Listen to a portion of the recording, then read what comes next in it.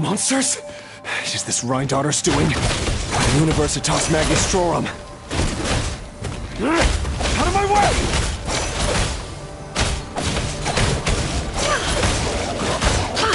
Absorption test. Animal test 6308. Swirl. Mark 2. Observe. Be silent. Night falls. The Universitas. That reminds me of a rumor I once heard. Allegedly, the king installed secret mechanisms in the palace and around the city. No one knows where they are or what kind of power they hold. But if they were ever going to activate, it would probably be on a night like tonight. Help! Help! Hold on! Don't let them anywhere near you! Save me! I can't! Ah! That sounded like an explosion. So, the rumor is true? The king really went through with it? What other means does the king have at his disposal? They must run on power from the Abyss.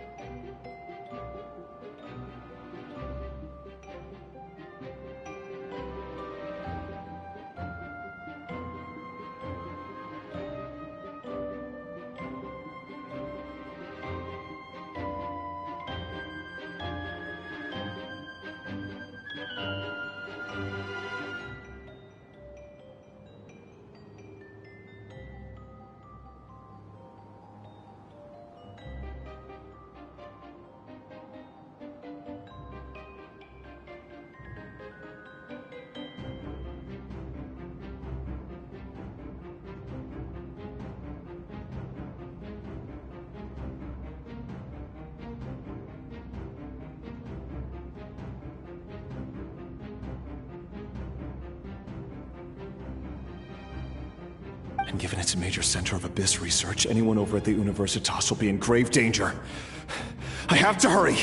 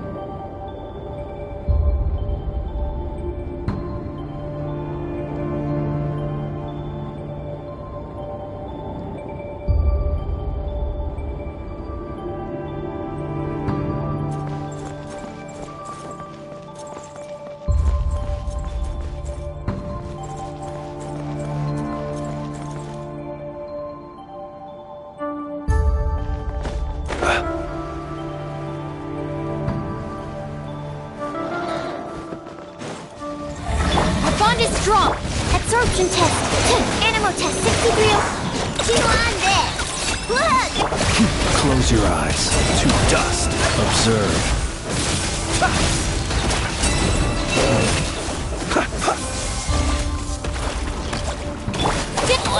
Humiliation.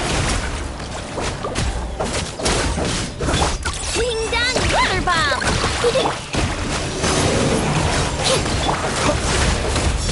Dust. Be silent. Night falls.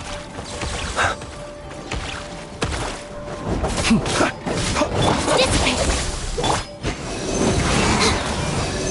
Enhanced animal module 70. Chew on this. Look, Rick. Close your eyes. Do you fear the dark? Observe.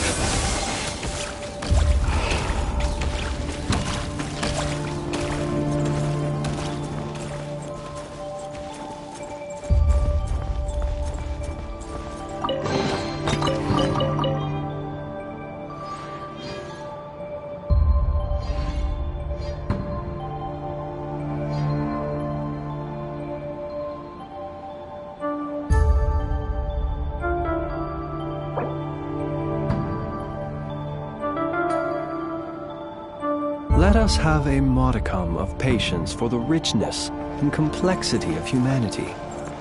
The wanton cruelty of the few is not worth our ire. Monsters! At the Universitas Magistrorum? Why now? Oh no! They're coming! It's no use. The table won't hold out much longer. The weapons. Where are the weapons? Of course.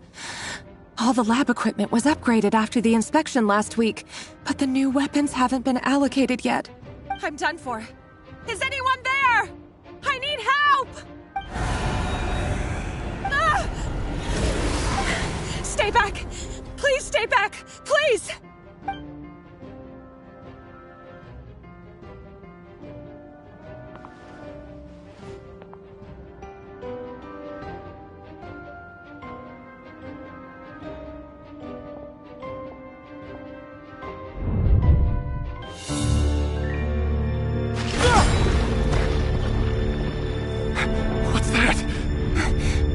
Rear.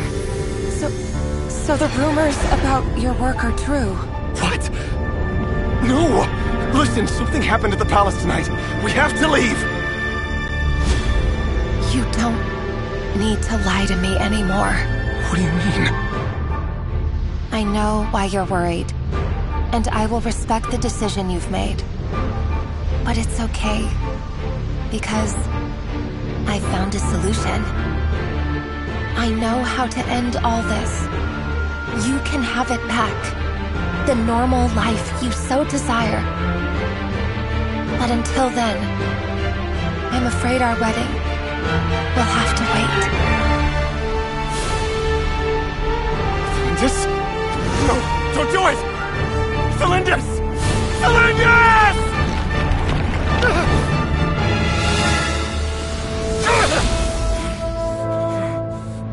I told you, Rerir. Let her go. You will find someone better. No, I won't do it! I have to save her! By what means exactly? A lonely pawn. You lack the power and the strength of will. Do you know a way?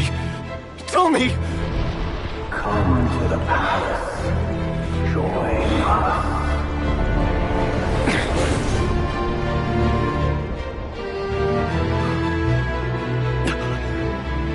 Rerir, thank goodness we... Step forth and take your share. You made it. Not you too.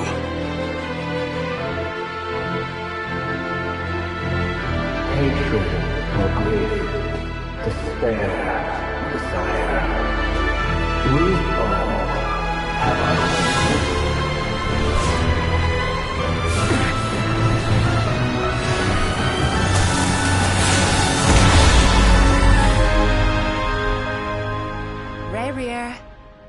Rerir.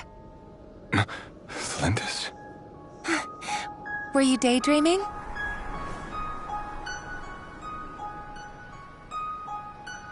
You still remember, Rerir? That question you asked me a couple of weeks ago? Oh. You mean the proposal? Yeah. I'm wondering, where do you think would be a good place to discuss it? Maybe in the garden? Or were you thinking a fancy restaurant? It's your choice.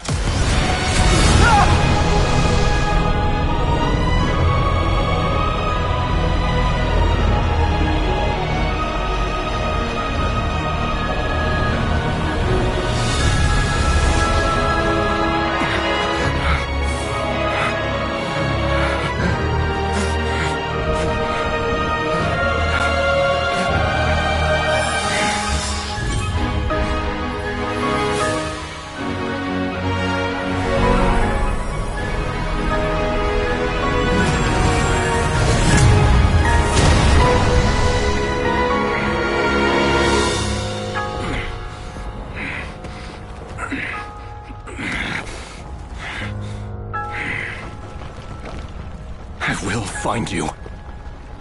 And then, You can give me your answer.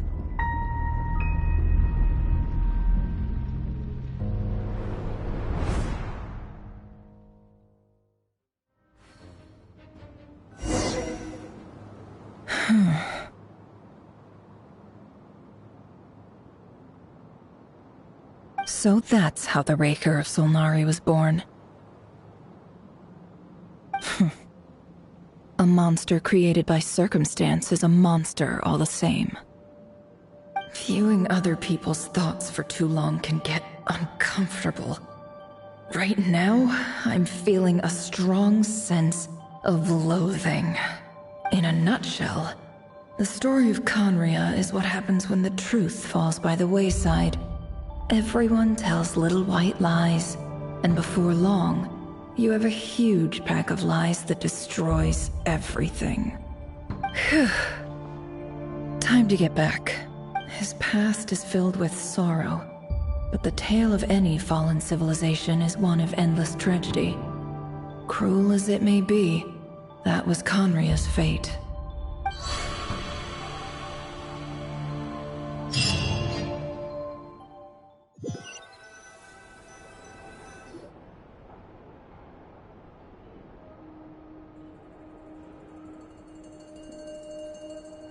Everyone, I'm back. Can I get a standing ovation? Never! How are you holding up? Feeling okay? She's fine. Boss is a pro. Yes, I'm fine. You will have seen the events of Rarir's life through my thoughts. It's now clear that he is just a regular nobody, driven by personal tragedy, as he said himself.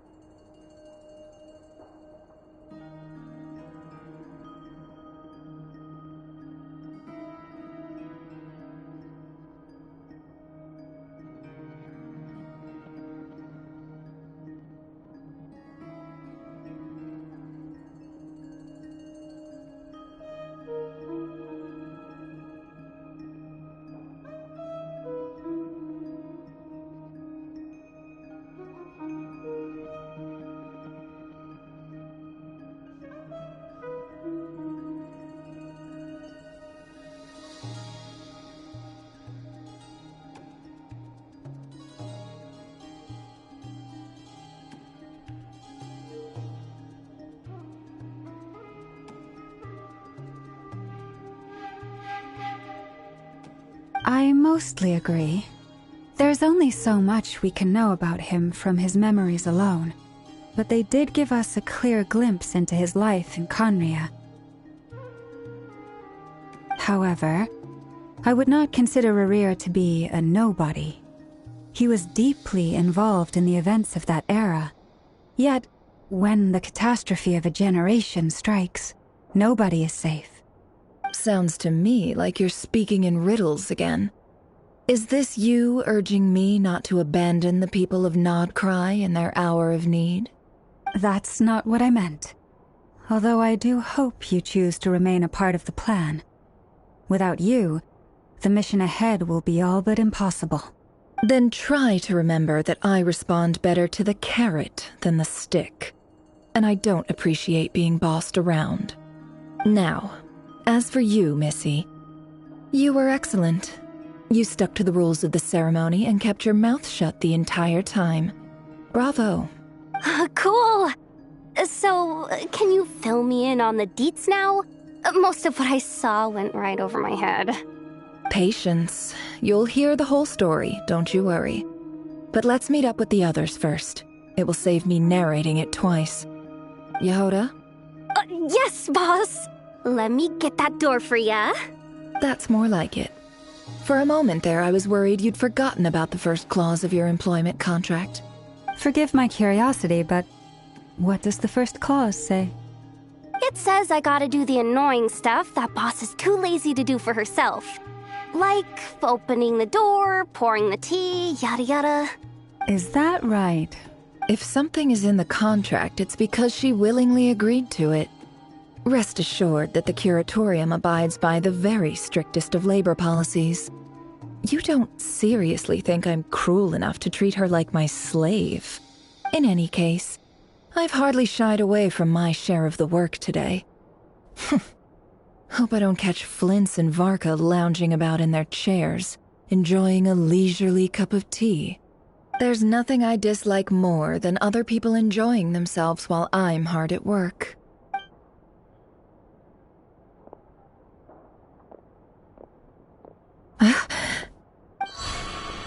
Oh no.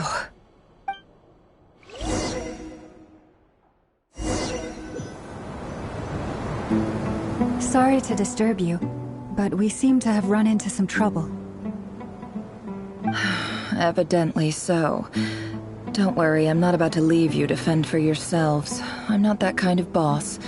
And it would go against the curatorium's labor policy. I'm sorry. What did you hear me say? I wasn't talking about labor policy. Wait. How long have I been standing here? Not long. You just appeared by the door a moment ago.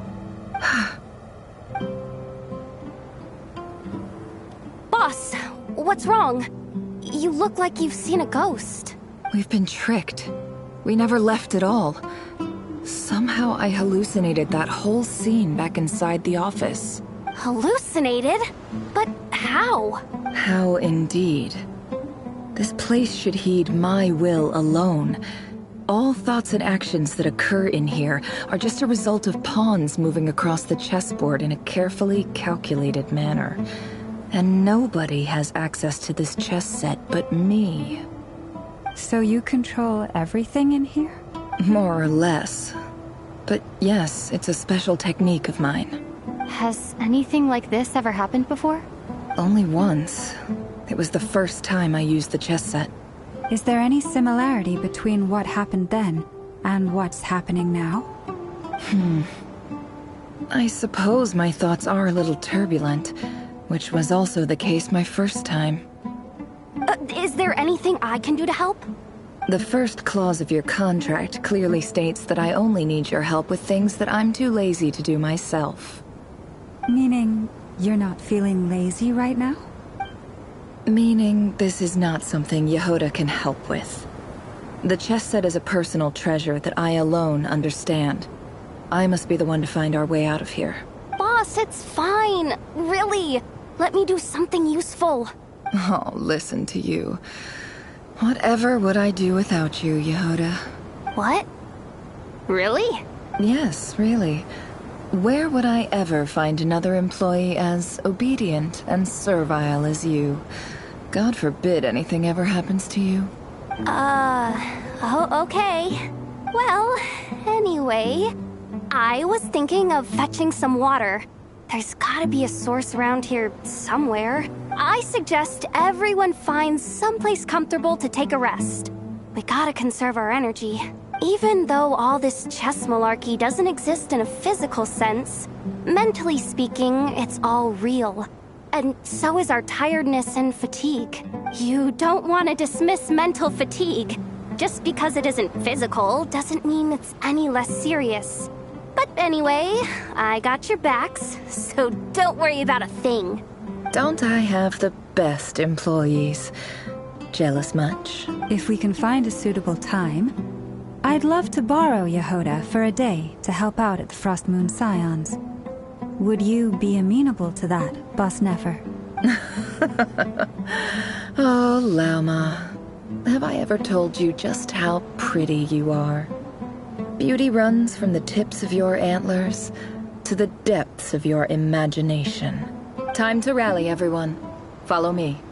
As we continue our journey, the same rules will apply. That means stay focused and no talking no matter what we encounter. And don't disturb the chess pieces. You have my word that I will get us all out of here.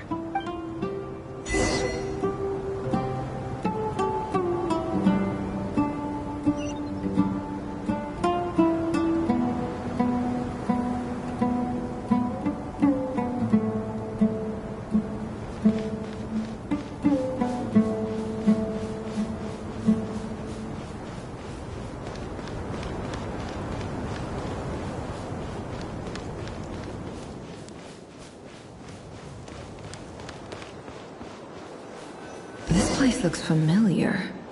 That's not a good sign. There's someone up ahead.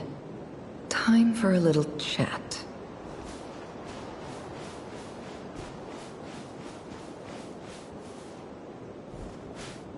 I wasn't expecting visitors at this hour. Wait, is that? Oh, it's him. There you are! Sinue's been looking for you all day. I think he has some news for you. Oh yeah? What were you doing just now, Uncle Retinue? Hiding away some more loose change? I know I saw some Mora. What do you mean loose change? Oh, come on, I'm too old for this. Just pretend you saw nothing.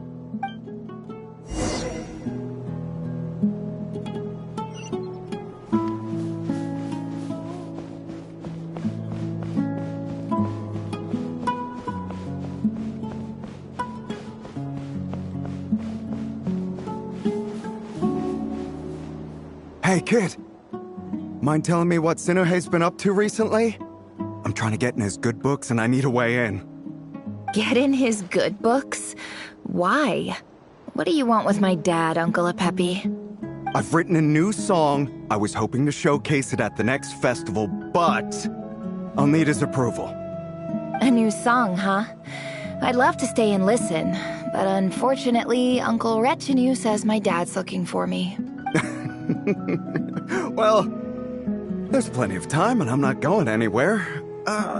See that pile of stones? I'll be sitting there warming up my vocal cords. Come find me when you're done. Pile of stones. Got it.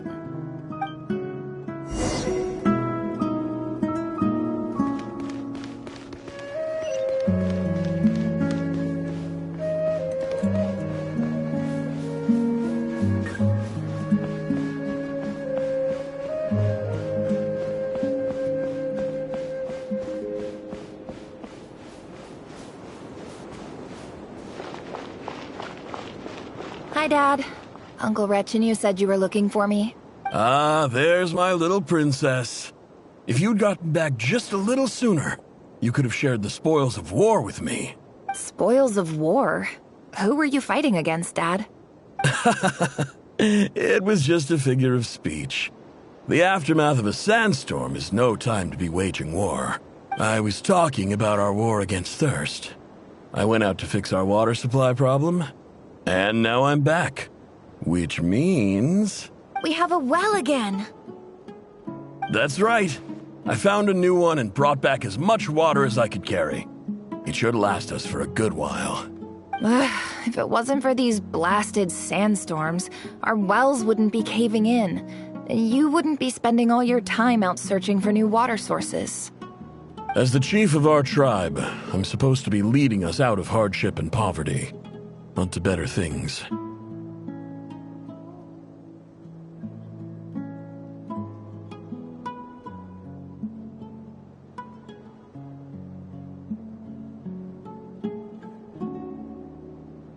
You know how prosperous our ancestors were. I've told you all the stories. And look at us now, squeezed into these hovels. No one would choose this, if it wasn't for the endless wars over the years. But things are looking up. I started working with some folks from the academia a few months back. They gave me some contacts in return for my assistance in the desert. So you're the Academia's helper now? Special ambassador, they call it. Think of it as a partnership. It's nothing bad, okay? We've been isolated here in the desert for too long. Seeking opportunities elsewhere is the best thing for us, and the fastest way to progress. So, do you get anything good out of being a special ambassador? Of course. My luck's improving all the time. One day, I swear I'm gonna lead us out of this place. We'll find somewhere new. Somewhere better.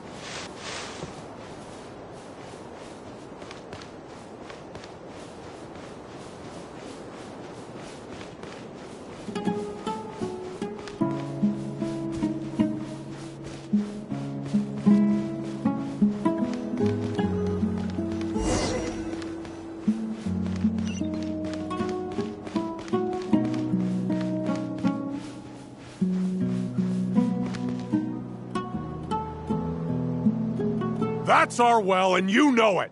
You stole from us. Well, you've gone from chief to thief, and now you have to face the consequences. Did you really think you could take our water without permission and get away with it? You're either brave, stupid, or both. And that Special Ambassador Act? Yeah, nice try. We spoke to the academia. They said it was all news to them. You're a liar and a cheat!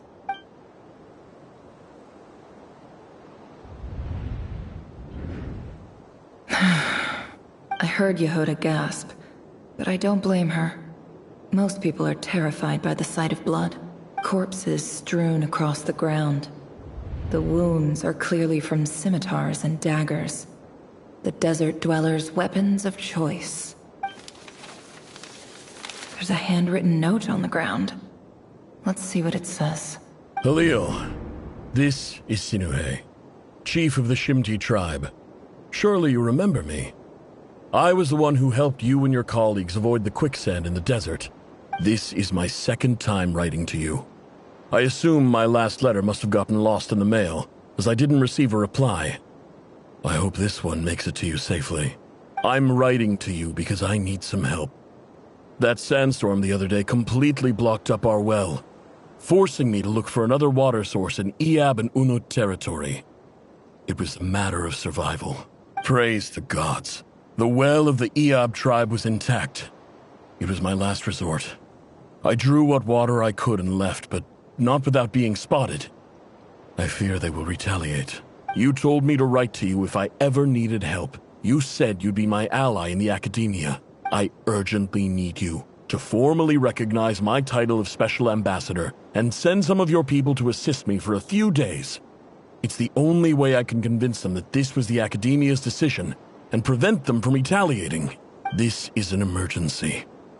Please send help as soon as possible. Looks like this letter never got sent. The writer died a grisly death, and the letter was trampled into the ground. It's badly defaced. Some parts are barely legible.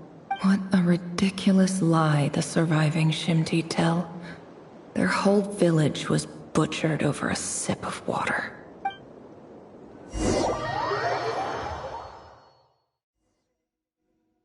Ah, officer. Welcome. Welcome to our humble village. I thought you would at least have the courtesy to provide some respectable libations. This is the finest wine Aru village has to offer. I promise.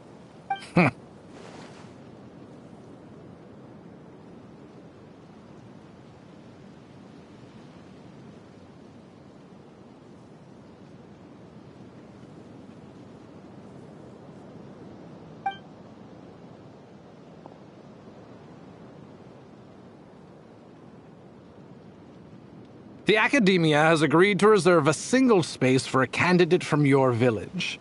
But I remain skeptical of this entire endeavor. I highly doubt anyone in this desert possesses serious academic potential. Please, have faith. If not in us, then in our god. The child we found shows great promise. I beg you, take her away from this place. Give her a chance. Don't let her talent go to waste. I don't recognize her. New arrival? She showed up here a few days ago and we took her in. She's a really bright kid. Please help. I'm begging you. So, where are you from? Nowhere special. Just a sand dune. What about the rest of your family? How many of you are there? Just the one. It's only you? Correct. So, no brothers, no sisters, no mother or father? Any who have slept on a bed of sand, I call my brothers and my sisters. Apart from that, I have no family. All right.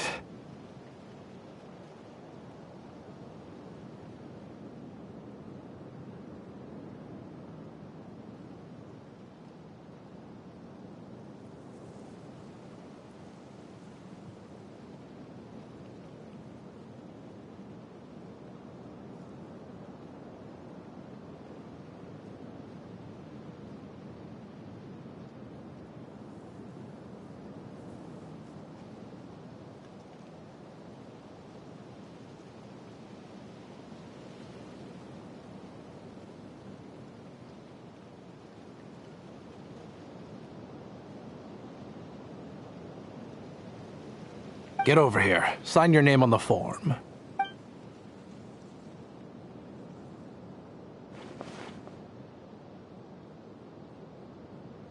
Never? You're rather fair-skinned for a desert dweller.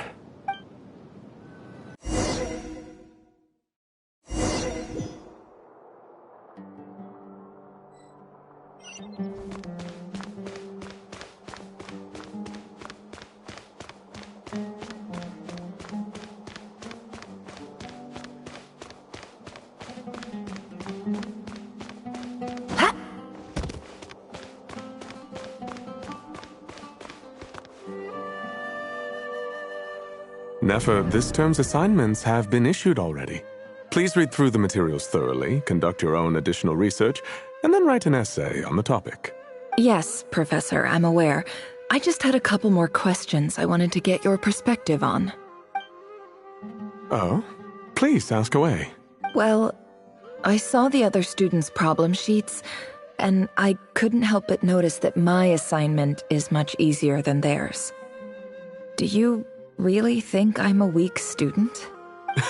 A weak student? Goodness, no. Quite the opposite. You have a sharp mind, almost too sharp. I think what you're saying is, a weak student wouldn't have noticed the discrepancy. And if they did, they certainly wouldn't complain about the lighter workload. You see, sharp as they come. You see things the way they are, and I'm sure you know why they're like that. Because of where I come from. Because I'm different. I'm sorry, Nefer. I don't like it any more than you do. It's just... Anyway, you said you had a couple of questions. What's the other one? I wanted to check. If someone sent me a letter to the Academia, where do I go to collect it? Ah, your family wrote to you. Well, as long as they put your name on the envelope, someone should hand it right to you. Not exactly. It's not even a recent letter. I was just curious where the mail would end up if no one collects it. The House of Dana, I expect. I know there's a box for unclaimed mail somewhere in there, probably sitting on a shelf. Whatever you're looking for, that'd be the place to start. Okay, got it. Thank you, Professor. Oh, don't mention it. Honestly, I feel like I failed you. I'm supposed to be your teacher, but I haven't taught you anything. Hey, don't say that. You're a great teacher, and you do your best for all your students. But the rules are the rules. You're not allowed to teach students like me.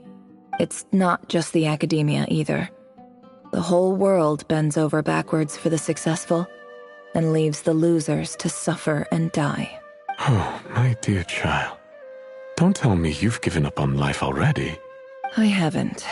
I just think that if you want to make it in this world, you have to find a way to become successful.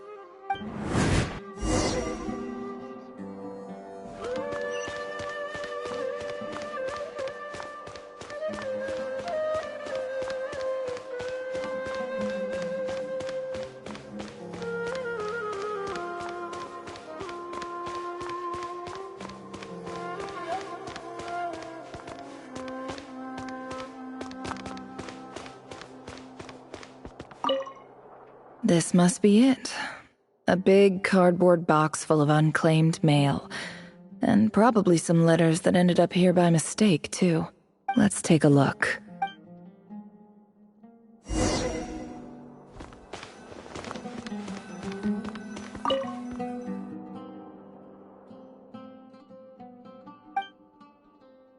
A dilapidation survey from Port Ormos. Looks like it's from a Core of 30 representative. What a strange thought. A bunch of mercs losing sleep over rundown buildings. This one was never even opened. I guess the recipient didn't care what the Core of 30 had to say about anything. Who was it addressed to? I don't recognize the name, but it must have been a Kasharawar professor.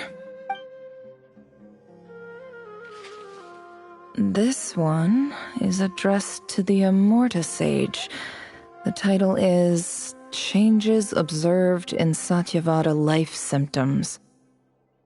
Why do all these letters read like full-blown dissertations? Guided by the incense, we became lost somewhere in the forest.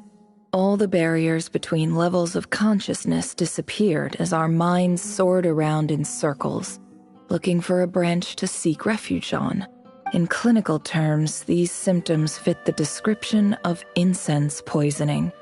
The Immorta Darshan strictly prohibits the use of hallucinogenic substances, but I believe there are still people getting away with it. For example, my neighbor who always breaks out into song and dance after using incense. This seems like something the academia would want to know about. Why wasn't it collected? Wait, what's this written on the back? It's so small. The note says, "The sender authored this letter while under the influence of mushrooms. I would send it back, but no return address was provided. Stamped by the Grand Conservator of the House of Dana." This next one is addressed to Grand Sage Azar. A few words of protest regarding recent changes in Sumeru's educational policy.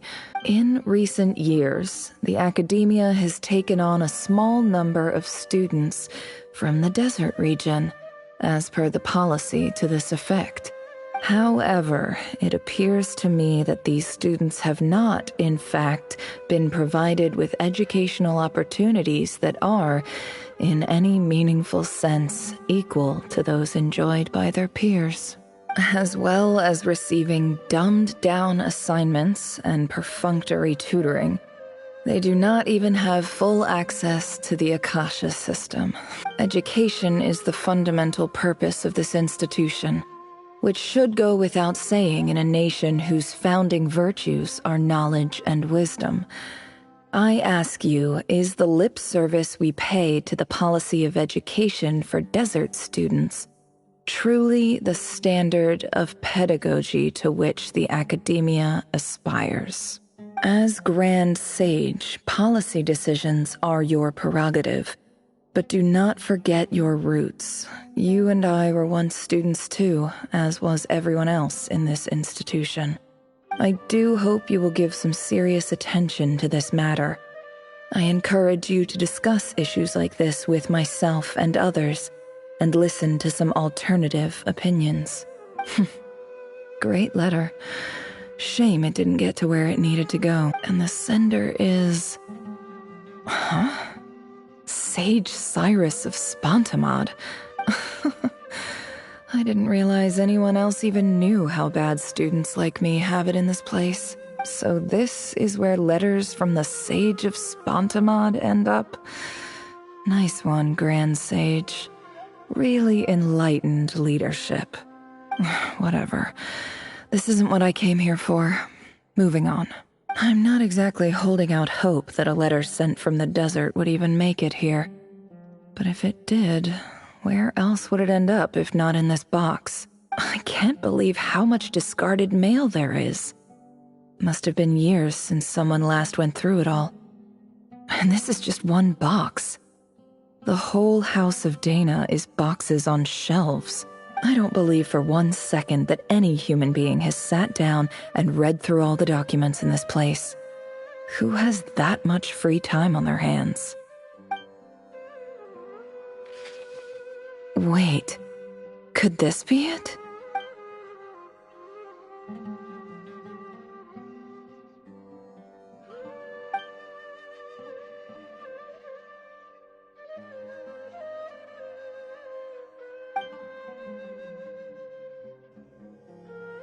Greetings, Halil. My name is Sinue, chief of the Shimti tribe. I was the one who came to you and your colleague's aid when you ran into trouble in the Great Red Sand. I don't know how well you remember it now, but I brought you to safety and gave you some water and other supplies. You seemed very pleased and told me your name. In my tribe, learning a person's true name is serious business. And I therefore see you all as friends. You were kind enough to leave your contact details, so we could stay in touch. The Shimti tribe lives a harsh, nomadic existence in the desert. You were sympathetic towards my plight, promising to make me a special ambassador of the academia and help us find a way to make a better living. This brings me to my reason for writing. Our tribe has fallen on particularly hard times, and I would like to ask for your assistance. There was a terrible sandstorm a few days ago, which blocked up the well in our land. To ensure my people's survival, I had no choice but to venture into Eob and Unut territory in search of an alternate water source. The Eob and Unut are descended from the Thamudians, while we trace our ancestry to Tulatala. We worship the Lord of Flowers and have had relatively good relations with our fellow tribes up until now.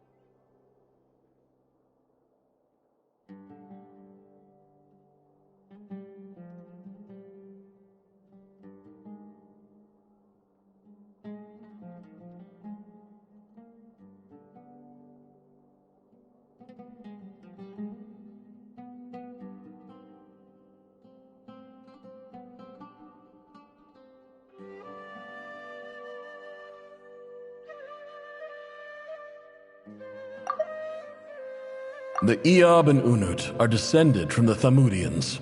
While we trace our ancestry to Tulatala, we worship the Lord of Flowers and have had I found a well belonging to the Eob tribe. They declined to help us, but I really had no other option. So I took some water to keep me and my tribe alive. My actions are certain to incur their wrath. When we met, you assured me that you would be my ally in the Academia. I would like to take you up on that offer, because I really need your help. I wonder if you could send an Academia representative to meet with me. That aside, the last time you were here, you mentioned that the Academia had started accepting students from the desert, and I told you a little about my daughter, Nefer. We have next to no resources here in the desert, and my power and influence are limited. Would you consider enrolling my daughter at the Academia? She is a smart girl. I know she won't disappoint you. From the outset, the Academia never took you seriously. Those things they promised were just empty words. I doubt they even remember the name Sinuhe. And you were so emphatic that your luck had finally changed for the better. You swore you'd lead us to a better place one day. You spoke with such conviction, like you were the most powerful chief in the whole desert. You liar. You lied about everything. You promised the world and delivered on none of it. And who fell for it? Just me, by the looks of it. Despite your best efforts. Which makes you a pathetic liar. You weren't even any good at it. I think I'll take over from here. Let me show you how it's done.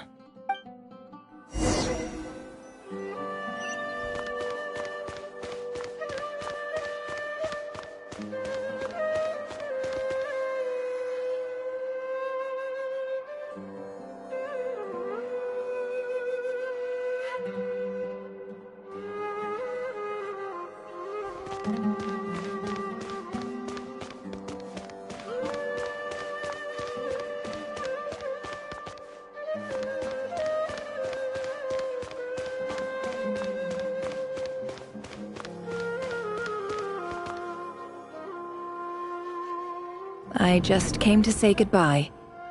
Thanks for everything you've done for me in my time here. Nefer? You packed your bags. Where are you going? I'm quitting. Something's come up in my hometown. Gonna head back and deal with it. Huh?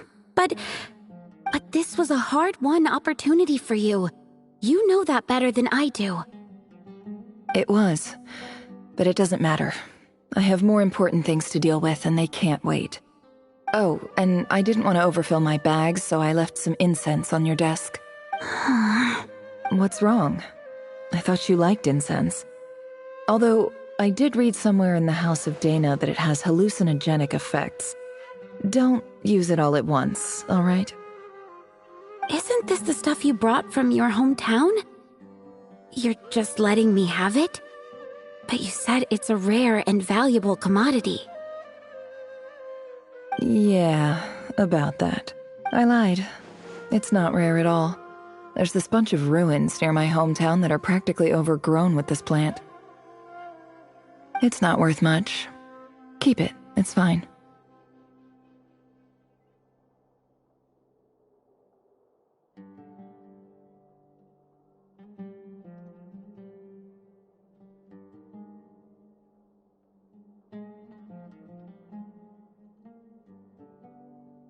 But Nefer... All right, that's all from me. You take care.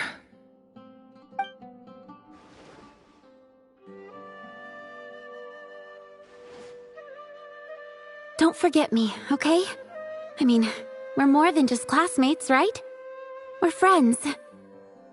Yeah, I'll remember you. I lied again. That incense is worth a fortune, and it's a rare find even in those ruins. And as for remembering her, I have far too much to do when I get back. No time to reminisce. I'll be lucky if I even make it through this alive. But either way, I expect I'll forget you pretty quickly.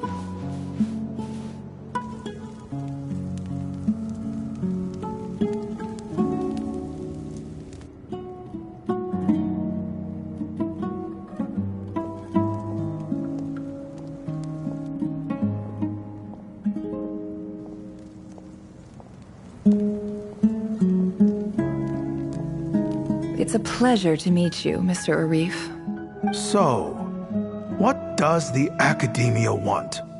Since they've sent their special ambassador, I assume there's a big business deal to be made. If not, I'd be very disappointed. Please, sir, lower your blade. You're lucky I'm the one they sent. Not all special ambassadors share my admiration for the Eab people. The ever-shifting balance of power in the desert reduced the once great civilizations of this region to rubble and sand.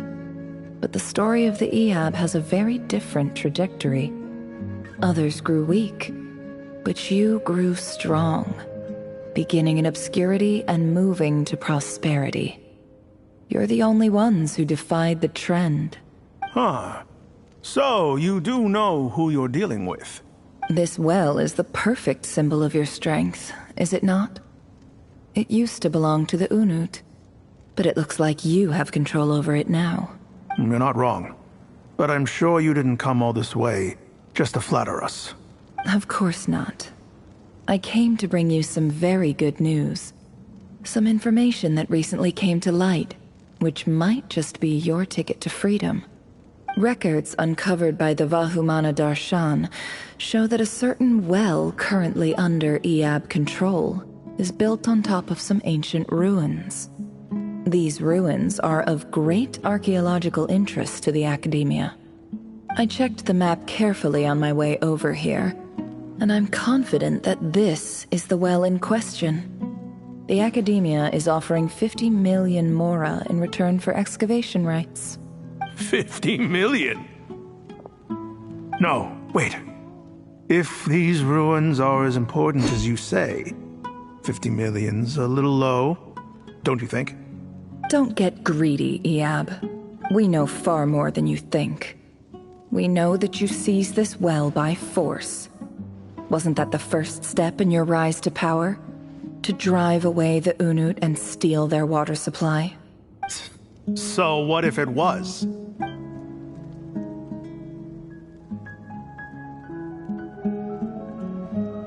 Don't worry. As unscrupulous as it was, it's something we're willing to overlook. The Academia is only interested in dealing with the de facto power holders in the region. I hope I am making myself clear. And I hope your words are the truth. If I find out the Academia is trying to play me, I'll hunt down every one of your people and make you watch as I cut their heads off one by one. I assure you, Chief, that would not be in your long-term interests. You don't want to make an enemy of the Academia. You see how I'm dressed, don't you? I appreciate that you've never been to the rainforest, but surely even you recognize an ambassador's attire when you see it. And what does a barbarian like you have to lose anyway? You really think the Sumeru Academia would bother to come all this way just to lie to you? We have more important things to worry about. All right, I take your point. The Academia is the highest authority in the land. I'm sure you're trustworthy people. In that case, we have a deal. We will sell you the excavation rights. I'd like to thank you, Ambassador. This is good news indeed. Excellent news. In fact, it calls for a celebration. Would you do us the honor of staying a while and enjoying some Eab hospitality? Gladly. I am partial to wine myself, and I trust you are as well. So let's indulge in a few drinks together, in celebration of this momentous occasion.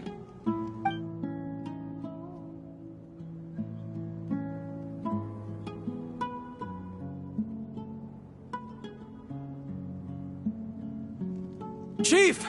Chief, it's an emergency! It's the Unut. They've taken the well. What? Well, don't just stand there. Take it back.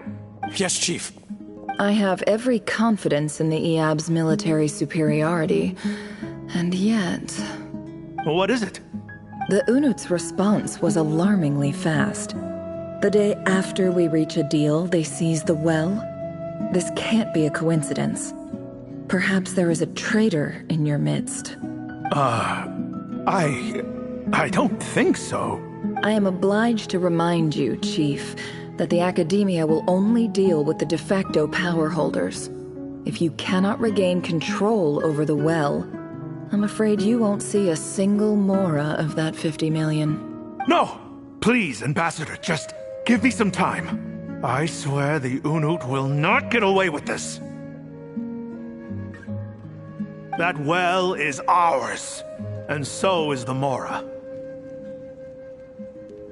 Glad to hear it. I will wait here for an update. If there is a traitor, I will find them. In the meantime, make yourself at home.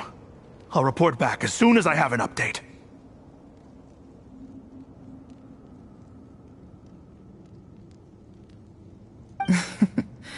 Much obliged.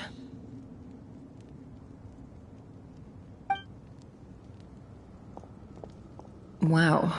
All it took was a few words and I've got him wrapped around my finger. What an amazing feeling.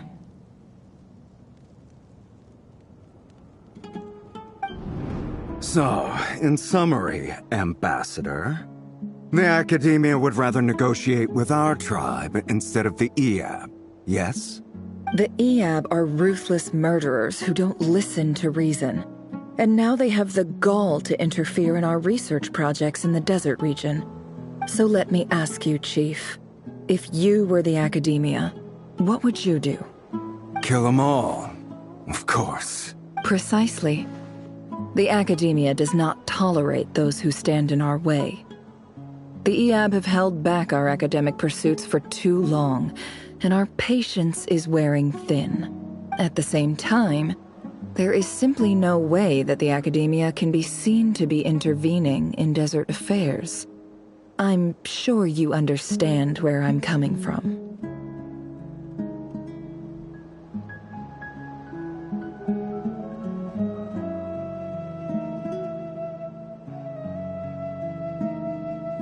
We have our own rules out here. If the rainforest dwellers raised arms against a desert tribe, you'd start a bloody war. Right. We can't confront them ourselves, but we can support their enemies. The Unut have always had strained relations with the Eab, which makes you our natural allies. Natural allies? Weren't the Eab your allies once? You were quick to send them after us to protect your interests back when we stole that water. And now look at you. You're at each other's throats. Let me be clear. The Academia wishes to collaborate with the legally recognized rulers of the desert in this matter. We are asking for excavation rights to that well, and our offer is 50 million mora. Say no more. I believe we have an understanding. Good. Then I suggest you get to work. Get us access to that well, and the mora's yours. You see, Dad? Lying is easy when you know how. People will believe anything.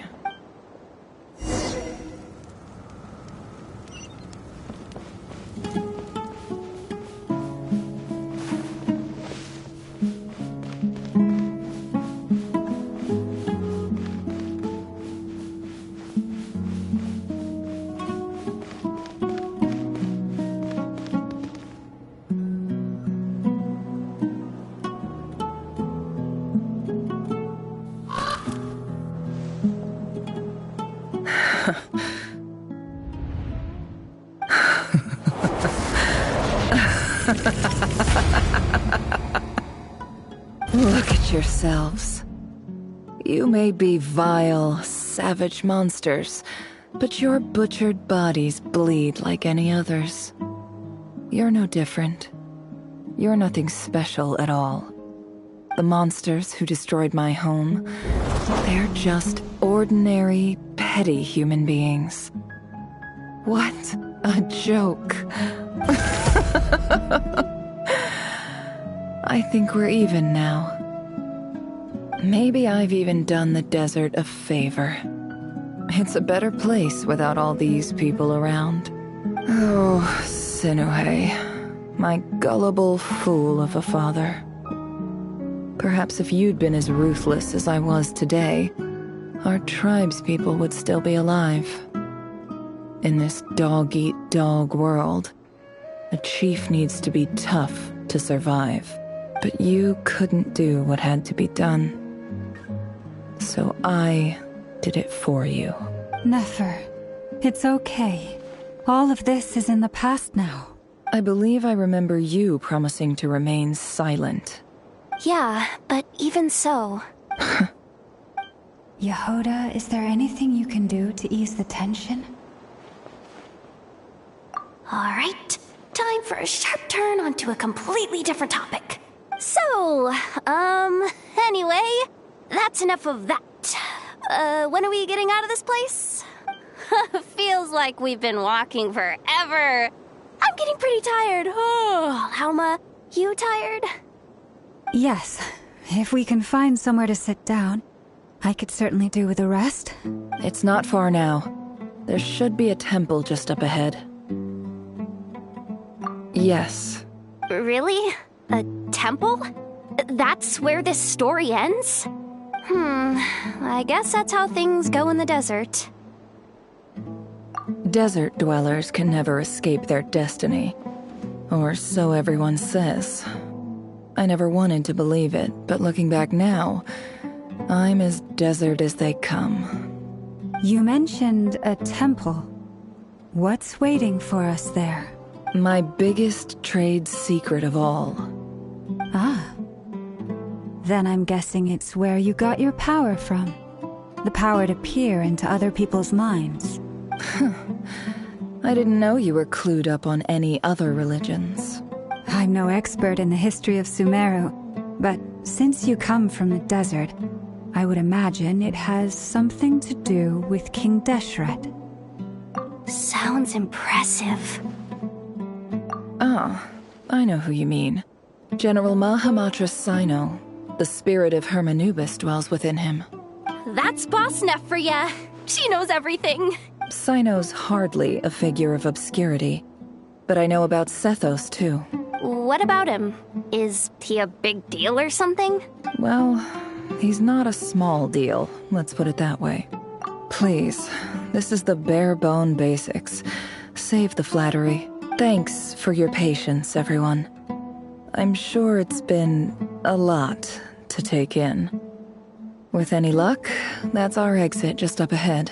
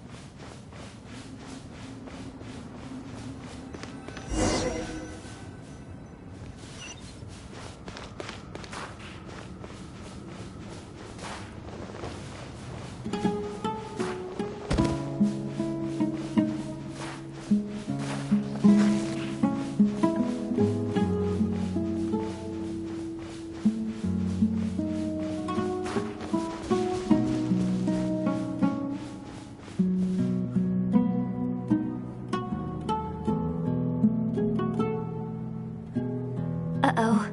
Uh-oh. Uh-oh. I'm totally out of my depth here. I don't have anything to add about any of this stuff. Like, look at that statue, for instance. I want to do the whole name-dropping, this girl knows her stuff thing too, but I've never seen anything like it before. A statue with the head of a bird. That's Thoth, the Ibis King, one of the 7 pillars of King Deshret. The legends say that he, the Crocodile King, and the Goat King were the 3 retainers of King Deshret. Let's take a look.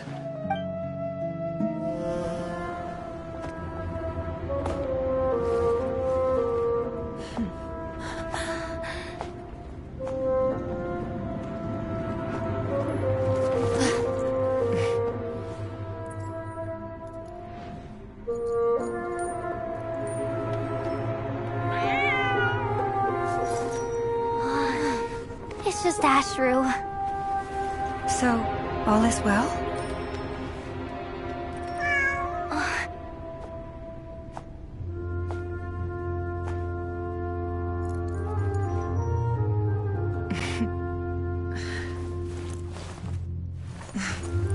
Typically speaking, at this point, the world disintegrates. Then we find ourselves back in the outside world. Besides, these are my memories. There's nothing to fear. You're sure? Of course. It's almost over.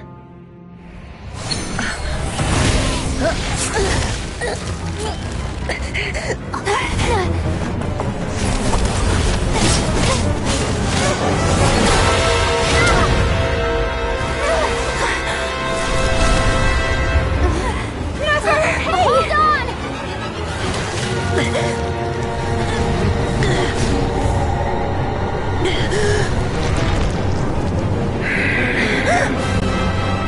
Knowing too much is always a death sentence. Speak for yourself.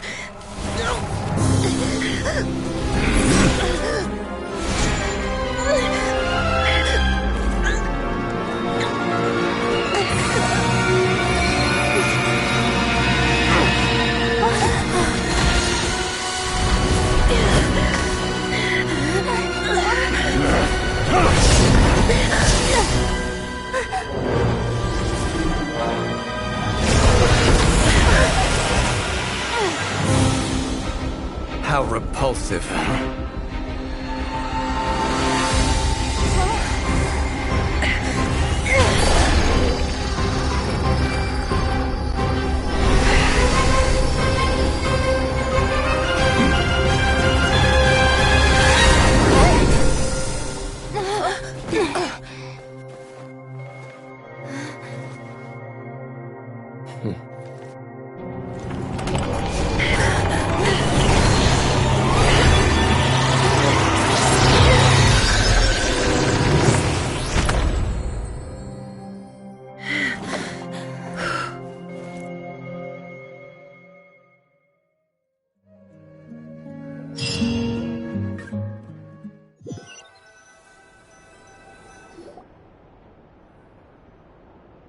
Timed that pretty well, didn't I?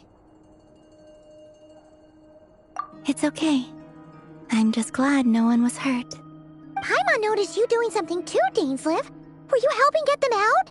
Of course. When I asked Nefer to conduct this investigation, I was not naive to the dangers involved. I had a duty to ensure your safety.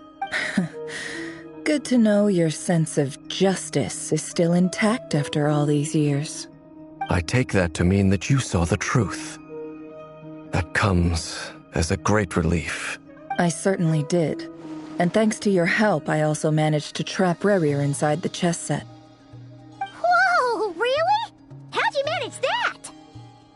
Well, to be honest, I sensed that something was wrong long before we made it to the temple. By using this fragment to probe into Rerir's past, well, the monster formerly known as Rerir, it seems I alerted him. I was tracking him, then he caught on and started tracking me too. Can't say I'm surprised. But how did he track you through your thoughts alone? That shouldn't be possible. Rerir was a secret agent who reported directly to the Vinster King. He is an expert at finding a trail and hunting down his pursuers. No wonder. He infiltrated the chess set, read my thoughts, and built a new virtual chess set inside of it. That's why we weren't able to leave at first. Speaking of your chess set, it's quite a remarkable item. Would I be right in thinking you have some connection to King Deshret? You overestimate me. I only have a connection with one of his underlings, the Ibis King. You all saw how this came to be. A long time ago, the Eab massacred my tribe, the Shimti, in our home village. A few years later, I enrolled in the academia, where some new information came to light. The Unut and the Eab fought a bitter battle over the rights to a well, all for the sake of a non-existent 50 million Mora. The Eab ultimately won that confrontation, but their victory came at the cost of almost every warrior in the tribe. The final blow to the Iab came at the victory feast, when an Unut assassin beheaded their chief right before my eyes. The remaining Iab fled and have been scattered to the winds ever since. Having gotten my revenge, I returned to my hometown, where to my surprise, the nearby temple was still standing. There it was, seemingly immune to the relentless hostility of the desert, while my tribal home lay in ruins. As I stood there gazing at the temple, I noticed a cat just outside. This cat, as it turned out, was home to the spirit of the Ibis King. He led me to a gate deep inside the temple, and there he made a deal with me. This chess set is my gift from the Ibis King. The chessboard within is made to the same specifications as the one in the mausoleum of King Deshret, and represents his power of piercing analysis. With this chessboard in its container, I gained a certain ability to perceive hidden secrets. Now, you could conclude that the Ibis King simply wanted to give the people of this world the power to seek the truth, but I don't believe that's the full story. Every god plays favorites. Their hearts are as fickle as any human's, full of secrets, perversions, egotistical tendencies. But precious few gods are willing to admit this. It is the same with all powerful forces, including fate itself. Their gaze falls preferentially upon a select few. As you rightly point out, this is an act of favoritism. If you're alluding to the Abyss, then yes, I agree. Gather the others. It's time to share everything I've learned.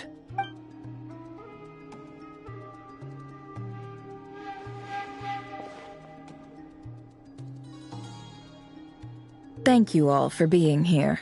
As promised, I did some further investigating into the Raker of Solnari's background.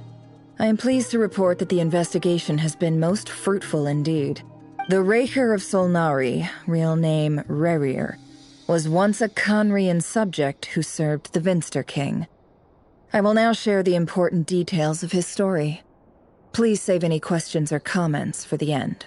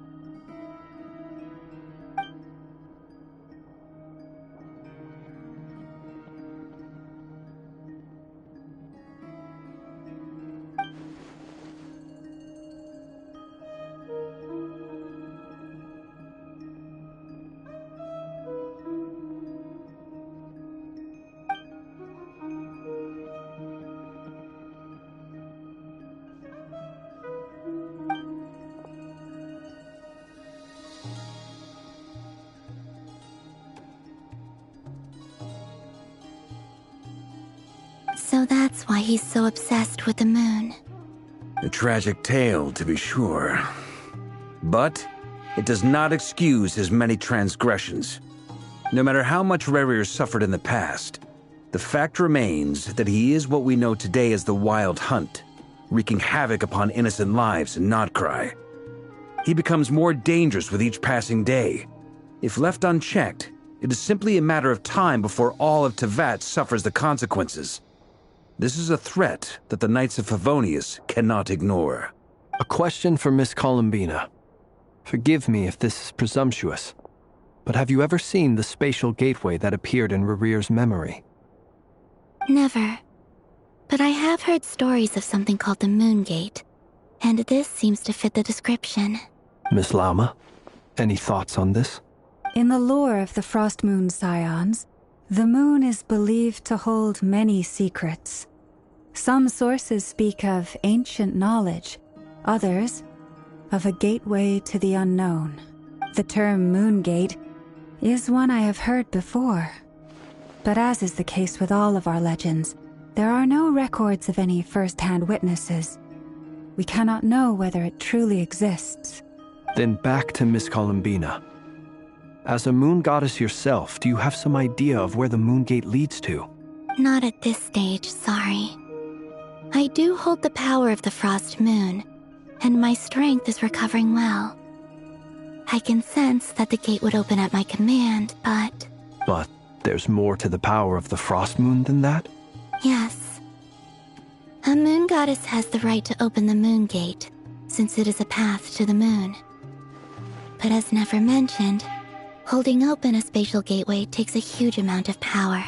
And right now, I need to conserve my energy to fight the Rahier of Solnari. I'm afraid this is one mystery we may have to leave unsolved for now. I agree. Better to save your strength. But if you'll humor me for a moment, I have a bold conjecture of my own regarding the world beyond the gateway. I highly suspect that neither Tholindis nor Rarir made it through unscathed. The evidence pointing to this is the fact that the Rahier of Solnari exists in the form of countless fragments. With the abyssal power he wields, no ordinary foe can touch him, let alone tear him to shreds. And yet, the wild hunt proliferates wherever his scattered fragments lie, drawing hordes of monsters to many different locations across the land. So your theory is that Rarir was physically torn to shreds by some powerful force? Hence, why the wild hunt is a distributed phenomenon, rather than a unified one? Makes sense to me. Explains why the wild hunt is so pervasive, and why he's been trying to piece himself back together. He was whole to begin with, and he wants to be whole again. Without the power of the Abyss on his side, he almost certainly would have perished the moment he was torn apart. But the Abyss, much like a curse, has kept him alive. I could not agree more. The power of the Abyss is most surely a curse. It is a compelling explanation, and one that accords with my present understanding of Abyss creatures. Whether the life form in question is primitive or advanced, if a curse has extended its lifespan unnaturally, it will continue to survive in spite of everything. This raises some interesting questions. I will run some experiments and see if there is any validity to my suspicions. That being said, regardless of whether my research bears fruit, I would like to thank Miss Nefer for conducting such a thorough investigation. Already, it has greatly enriched my understanding of the entity we face. My pleasure, Mr. Albedo. I too hope that the information I have shared today proves useful as we look to formulate the next stage of our plan. Hey! What is it, Dainsleif? You look really upset! It's just... when I think of the man I once knew as Rarir, I struggle to understand why things had to turn out like this. The two of you used to be friends, didn't you? I don't know if these words will bring any comfort, but my heart goes out to you. Mine too. We can never know all the hows and whys of the way things are. The moon and stars are full of untold secrets and lies, and the skies are host to many more mysteries than these alone. Yet, none of that can begin to compare with the complexity of human life. Those are the first comforting words I've heard in a long time. Thank you, both. Well, I think this is a good place to end today's meeting. I'm sure Nefer needs some time to recover. She's been through an awful lot today. That's very thoughtful of you, Lama. Of course. Sounds good to me. Take some time to rest and digest before we reconvene to nail down a plan.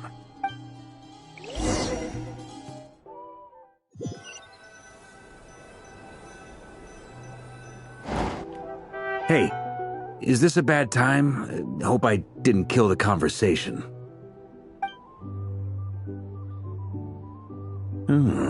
Nice room. Oh, I'm not coming in, though. Why not? It's just a hotel room. If it's all the same, I'll just stay out here. I might not look the part, but I'm technically a knight. Barging into people's private quarters isn't the kind of thing we do.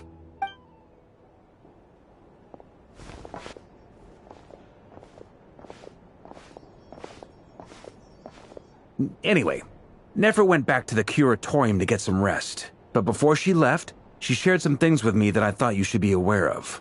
Firstly, although she managed to trap the Raker of Solnari inside her chess set, there's no guarantee that the power of the Ibis King is any match for one of the 5 sinners.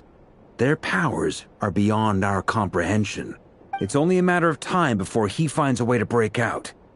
We have to come up with a plan and take care of him before that happens. Honestly, my mom figured that might be the case. So, how long have we got? Well, I asked her that same question. She talked for a long time, but for the most part, it seemed like she was trying to convince me how precious her chess set is. What a long and storied history it has. It felt like some kind of sales pitch, you know? The kind where you end up handing over Mora against your will? Anyway, after all that, she finally answered the question. 2 days, at most. 2 days? Holy moly! Can we even recruit enough help in that time? That remains to be seen. Which brings me to the second issue. Dainsleif is obviously conflicted about this whole thing. But given how little time we have, there's no way we can pull this off without his help. You have some history with him, right? Do you think maybe you could talk to him for us? Great. I appreciate it. All right, on to item 3. So, Albedo, Durin, and I put our heads together and came up with a plan. Can't promise it's gonna work yet, but at least it's a start. We figured we'd bounce the idea off you first. We'll explore it further once everyone's recovered. Oh, Paimon's dying to hear this. All right, so here's what we're thinking.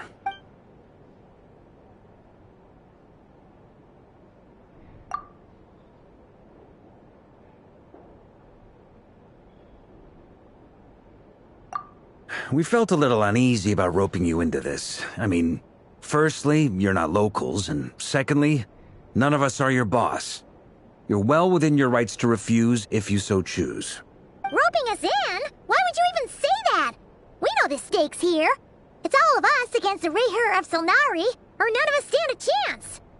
I choose my words very intentionally, I'll have you know. I like to think there's an art to striking a down-to-earth tone even when the stakes are through the roof. Sir Varka, I have a few thoughts about this plan. I'm all ears. I think we can be more flexible with how the roles are allocated. In my view, the most sensible lineup would be like this.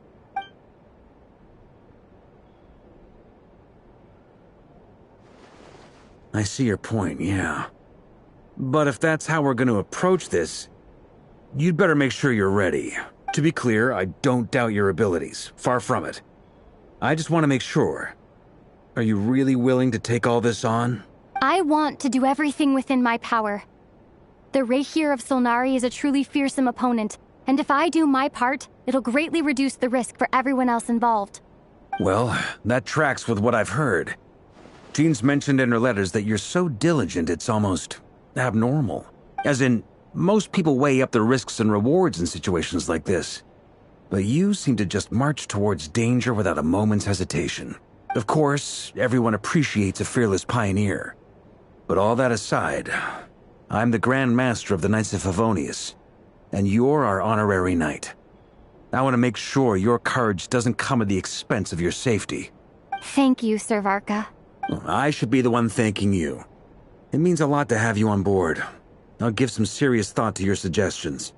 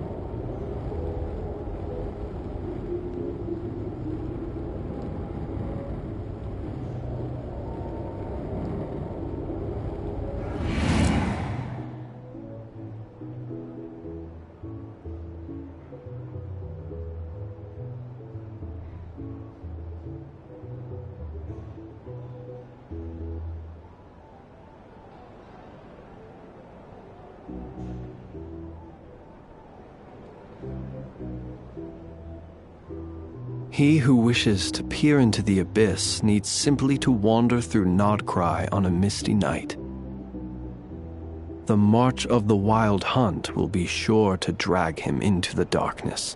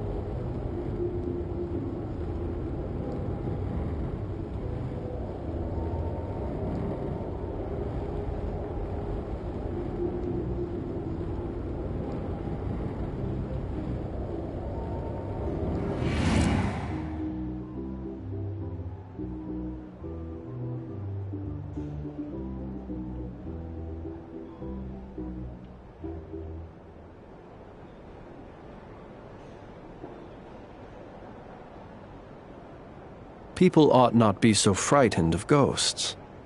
They are merely talking shadows, chattering away endlessly about their past affairs.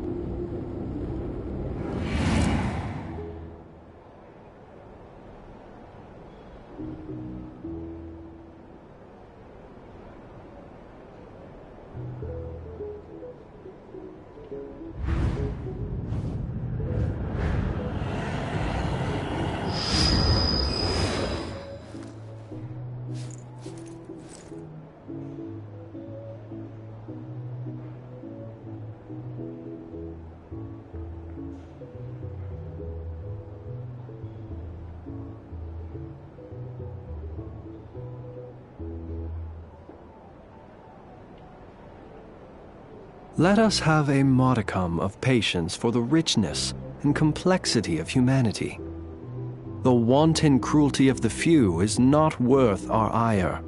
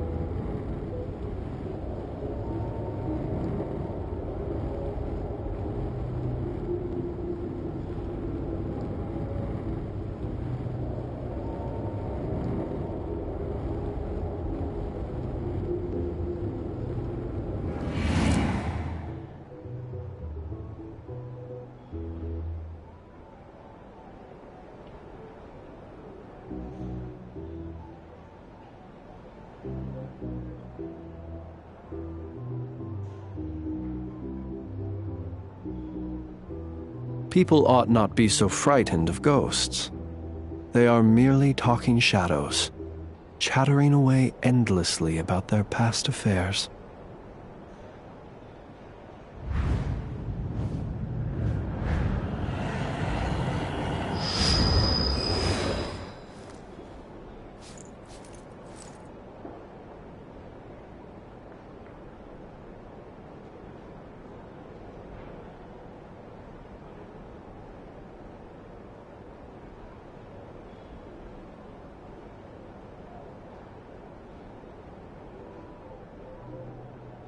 He who wishes to peer into the abyss needs simply to wander through Nodcry on a misty night.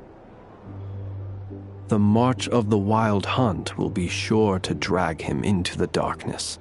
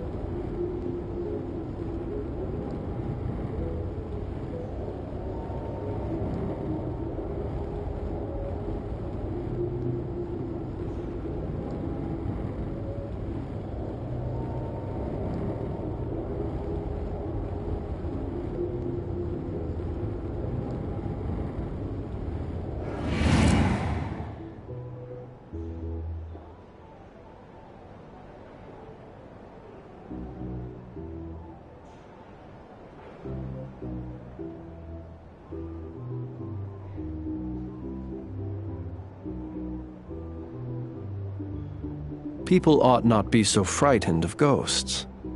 They are merely talking shadows, chattering away endlessly about their past affairs.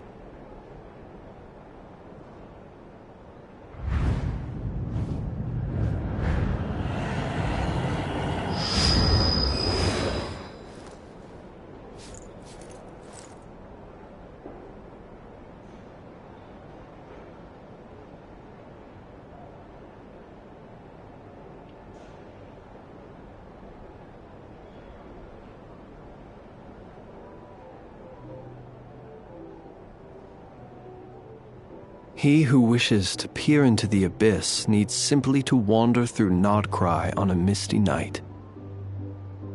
The march of the wild hunt will be sure to drag him into the darkness.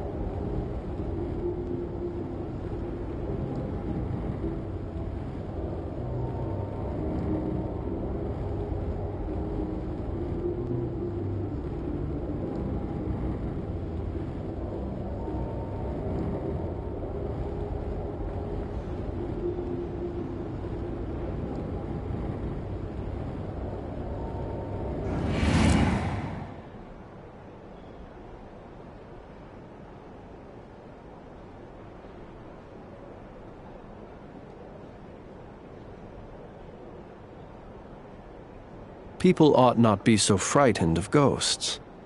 They are merely talking shadows, chattering away endlessly about their past affairs.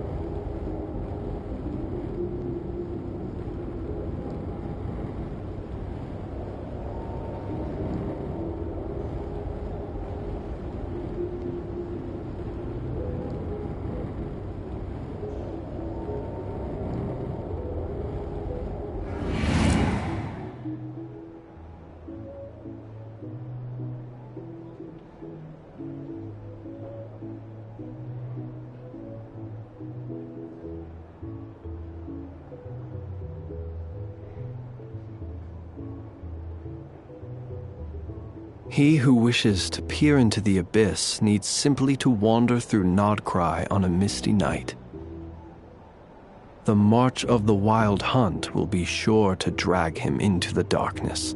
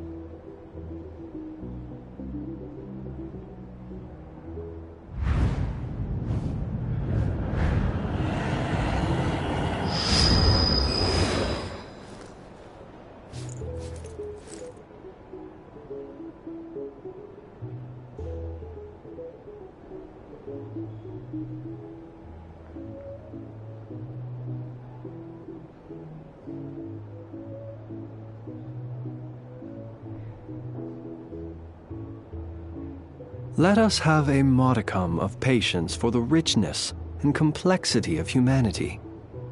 The wanton cruelty of the few is not worth our ire.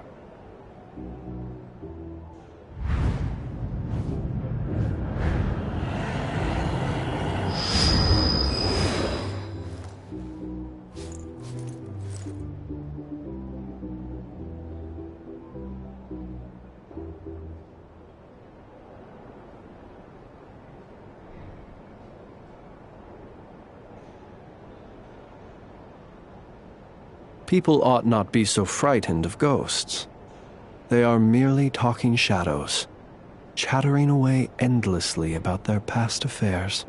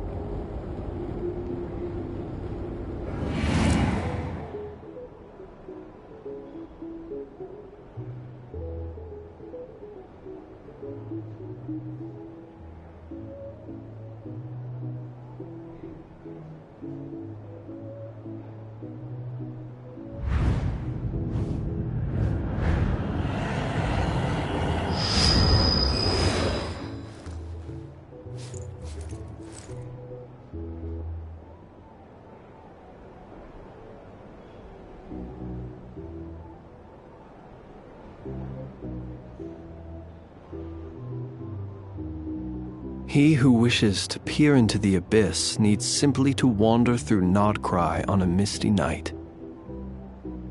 The march of the wild hunt will be sure to drag him into the darkness.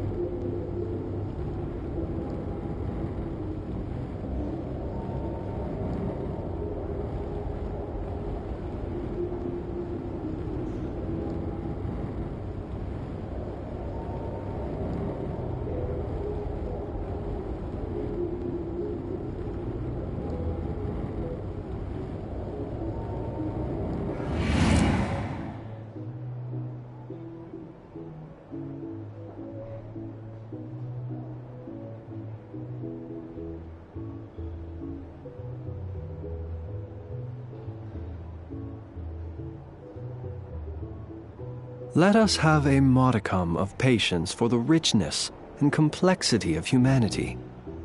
The wanton cruelty of the few is not worth our ire.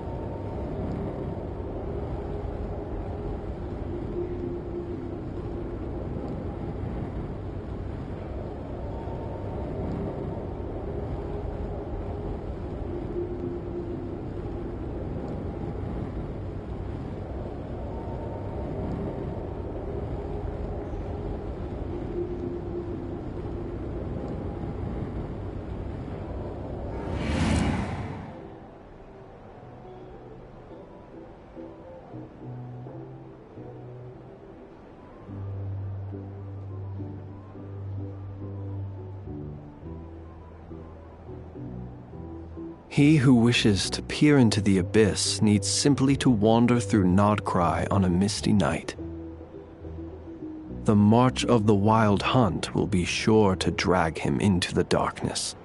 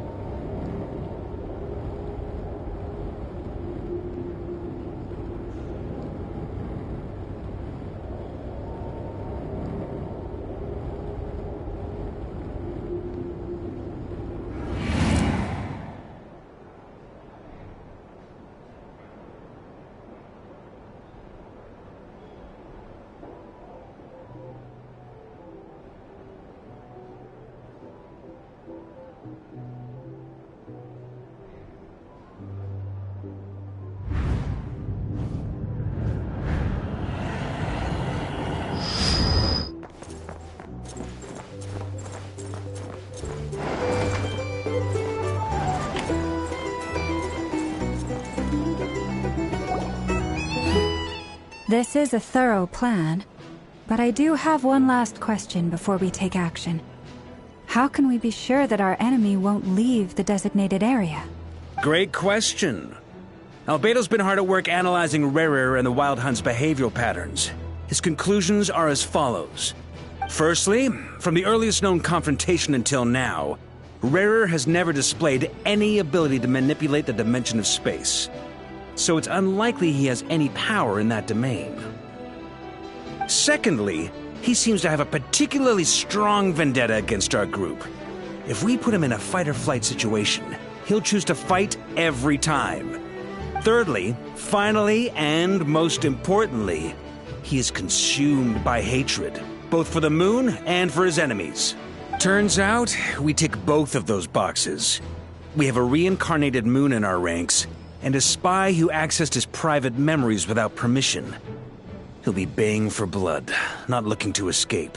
As someone who's had their fair share of interactions with the Wild Hunt, those all seem like valid observations to me. Understood. Then I will defer to the verdict of the group. Well, everyone, that's the plan in full detail. Albedo and Durin are carrying out their part as we speak. Plan approved. Scheduling. Okay, any firepower you need, I got you covered. Let's light this baby up. The Frost Moon Scions are behind you as well. And the rest of you? No objections? All right, then it's settled. This is the plan we're going with. Next up, an old tradition of mine. Anyone who wants to back out, now's your chance. Wait, we can still back out of this? Everyone says things they regret, right? I don't want anyone feeling trapped because their mouth said yes before their brain had time to think things through. A very people-first approach. I hear that's common practice in the Knights of Favonius. Heh. Who'd you hear it from? D-Luke? Shh. We don't use people's real names at work. This contact will be known only as Owl, please and thank you. This plan can only work if everyone does their part. Flint's and I will absolutely support it. We shall indeed. You'll be glad you accepted our help. Also, you are the last person I expected to see here, Miss Dory. It's not often I get called Dory in a work context. My peers usually call me Lord Sangama Bay. So, So, the longer your name, the higher your net worth. Is that the idea here? In that case, Mr. Flint's here must be worth a fortune. That's right, I know your full name. It's... The walls are thin here. I'd appreciate you keeping that a secret. Okay, fine. I'm actually only here as a favor for someone else. Do you have any idea how much it would cost to hire me otherwise? Oh, does this mean someone out there actually has the power to boss Dory around? It most certainly does not. We have a long-standing and mutually beneficial business partnership. She's actually the mom of a friend of yours. Said mom supplied me with a great little trinket, but now that lady's ruined everything. If I don't start building a little goodwill now, my whole business in Notcry is gonna go down the drain! Okay. So what exactly is so special about this pendant? It's a lucky charm that a great mage made for me. We have a business relationship, and she was worried that something bad might happen to me. So, she wanted me to have something that can store power to protect myself with. I finally got it all fully charged up with Kuvaki, and then never went and used it all up at once!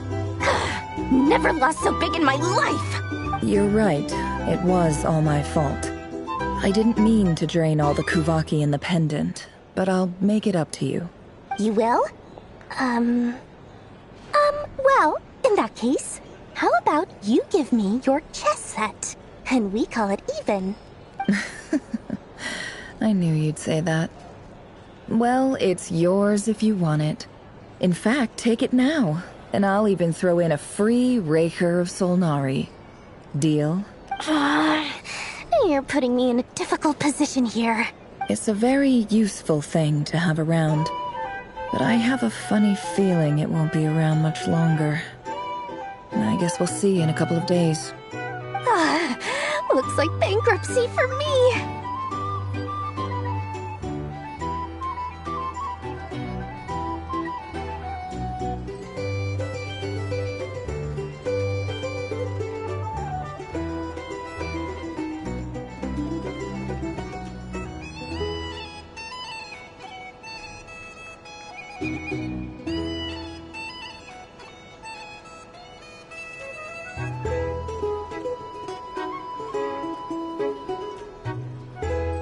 Hey, don't be so pessimistic.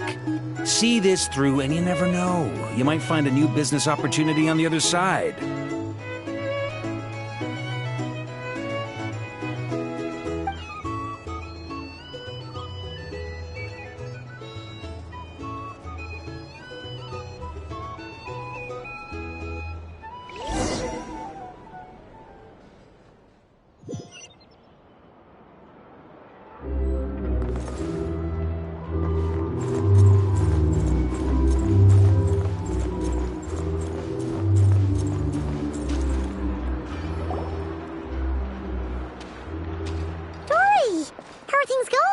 Feeling ready? Oh, I was born ready. We only have 2 days. You think Lord Sangamabe would let an opportunity like this slip by?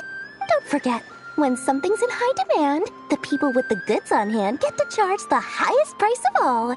Even higher than the sellers taking advance orders. Ta-da! See? It's right here. Oh, it's so pretty. Did you make it? No, I have a supplier. We go way back, so he made me a very attractive offer. Aha! No wonder you were talking about lucky charms at the meeting. You've been getting Kave to make them for you. That's not the full story. It actually started a while back as a project between me and the Dendro Archon. Mage Alice once warned me that this world won't stay safe forever. There may come a day when everyone faces a great crisis. I passed this on to the Dendro Archon, and she secretly brought together a research team made up of Sumeru's top scholars to invent a technology that could keep people safe. I won't go into the details because it's all very complicated, but if you want to know more, you can ask the Dendro Archon about it sometime. Anyway, point being, it was the Dendro Archon who asked Kave to build this little contraption. As one of the top Kasharawar talents, he was the obvious choice. Took him long enough. He stressed over it for ages. Must have gone through at least a dozen designs before producing a final product. But that's Kabe for you. Marak delivered it to me a couple of days ago, along with a letter from Kabe. Could I ask why I'm sending this technology to you? And what's your proposed use case? Has it been approved by the relevant authorities? So nosy. My fault for sending him the research permit to begin with. Surely Nahida must have told him you were involved in this project. He was probably just nervous because you're always so secretive about your business. Could be. Anyway, I just replied, let's hope there never has to be a use case, because it would involve grave danger. Fair enough. But it sounds like he was just being cautious. He probably felt responsible as the one who made it. Or maybe he was asking as a favor for his housemate. He's done that before. Not sure why, though. His housemate doesn't seem to really care that much about this kind of stuff. Either way, all's well that ends well. I'm just glad to finally have my hands on the product. I wouldn't want to be without it, given the potential dangers that lie ahead. Huh? What does that look mean? Paimon's just super surprised. This must be the first time we've ever seen you actually get serious about something. Well, a long time ago, I made a promise to myself. I promised that I was gonna live every day of my life with a big beaming smile. Obviously, Mora plays a big part in that. But there are always gonna be times in life when you have to give something back. That could mean paying back a debt, returning a favor, or showing some kindness. Alice has been a huge help to me over the years. She was the first investor I ever had. And I want my investors to know that Lord Sangamabe is the best in the business. And more than that, no one knows what the future will bring. Whatever happens, I want to make sure the Dendro Archon and all of Sumeru is prepared to face whatever comes. Oh, that? I was just making sure Nefer and I are square. Don't be thinking it was some sort of benevolent act. I'm no saint, so don't treat me like something I'm not. My priority is doing the business that I want to do. So long as my conscience lets me, but it usually does. That's the Lord Sangamabe business model. Alright, if you say so. I do say so, and that's the whole point. I'm a businesswoman. Don't go trying to figure out what kind of person I am. You'll exhaust yourself. Much easier for everyone involved if you just take my word for it. Oh, and could you two help me get this stuff where it needs to be? Thanks so much. You're my favorite assistants.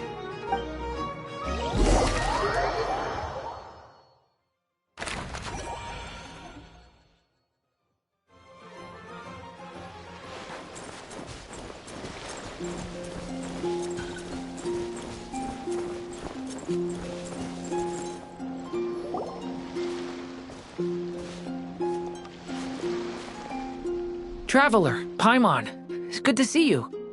Everything going smoothly over here? Sort of. As you're probably aware, Varka, Durin, and I captured some abyssal creatures from the Wild Hunt. Per the plan, we dissected and analyzed some samples of these creatures. The process went very smoothly. The findings, however, come with some troubling implications. What? You can actually dissect the Wild Hunt? That depends on your definition of Wild Hunt and dissection. Harmless, lifeless. These words are accurate descriptions. The Wild Hunt is an interesting phenomenon. In and of itself, it doesn't seem to possess anything akin to a human personality. But taken as a collective, the medium through which the Wild Hunt is summoned does appear to have a soul. Master griped a lot about the wise Horoptatir, and seemed somewhat fascinated with the Faust Certology. But she barely mentioned Rerir at all. I don't think that was because of his lower social standing, though. It's a pity. I should like to hear her thoughts on the nature of the lifeform he has become today. It's a strange mix. The furious energy of an abyssal being channeled through a fractured physical existence. A consequence of being torn apart by an unknown power. Perhaps the only explanation for his survival in this state is that he sacrificed a degree of individuality in exchange for a continued existence. Oh, sorry. Once I get talking about interesting research, I have a tendency to go on indefinitely. Back to our research findings. Essentially, they confirm my hypothesis. Rerir's corpse is completely contaminated by the Abyss, and the effects are irreversible. You could think of this as Rerir in mutated form. But in my view, even that would be inaccurate. In reality, his whole being has been consumed by the Abyss. In other words, he is now nothing more than a manifestation of abyssal power. Unfortunately, at present, we have no means of completely eradicating abyssal power. Hence, we cannot fundamentally destroy the Reihir of Solnari either. Oh, that's terrible news! So, that's it? We can't defeat him? Not even if we get the power of the Three Moons? Miss Columbina's situation is a difficult one. She can never achieve wholeness when the world does not accept her presence. It's as if her creator banished her to a place she can never be accepted. It means she spends most of her energy just on her own survival. Given the circumstances, it's only natural to despair. But we must see this plan through to the end. Time to kick off the backup plan. Oh, Paimon almost forgot! This is for you. Dory asked us to bring it. Ah, how wonderful. Well, thank you for making the trip. Durin and I will be heading off shortly. I'm sorry I won't be there to protect you in person this time. Please be careful. All right then. Stay safe.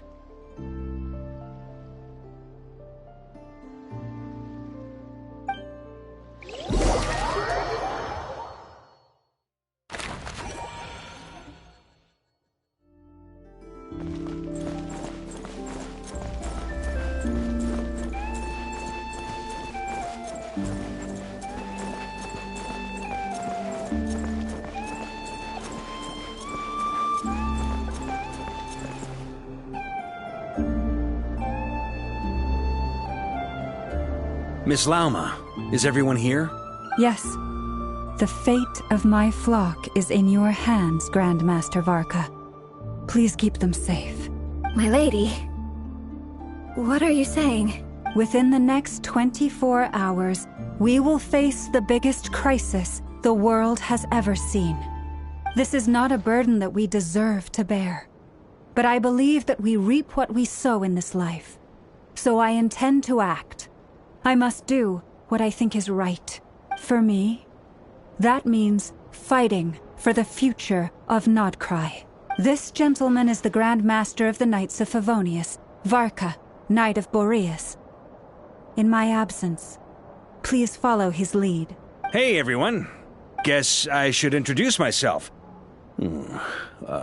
Well, to start with, I know my way around a battlefield. Biggest strengths are honesty and hard-workingness. Anyway, point is, I don't intend to let Lauma down. I'm gonna do everything in my power to keep every last one of you safe and sound.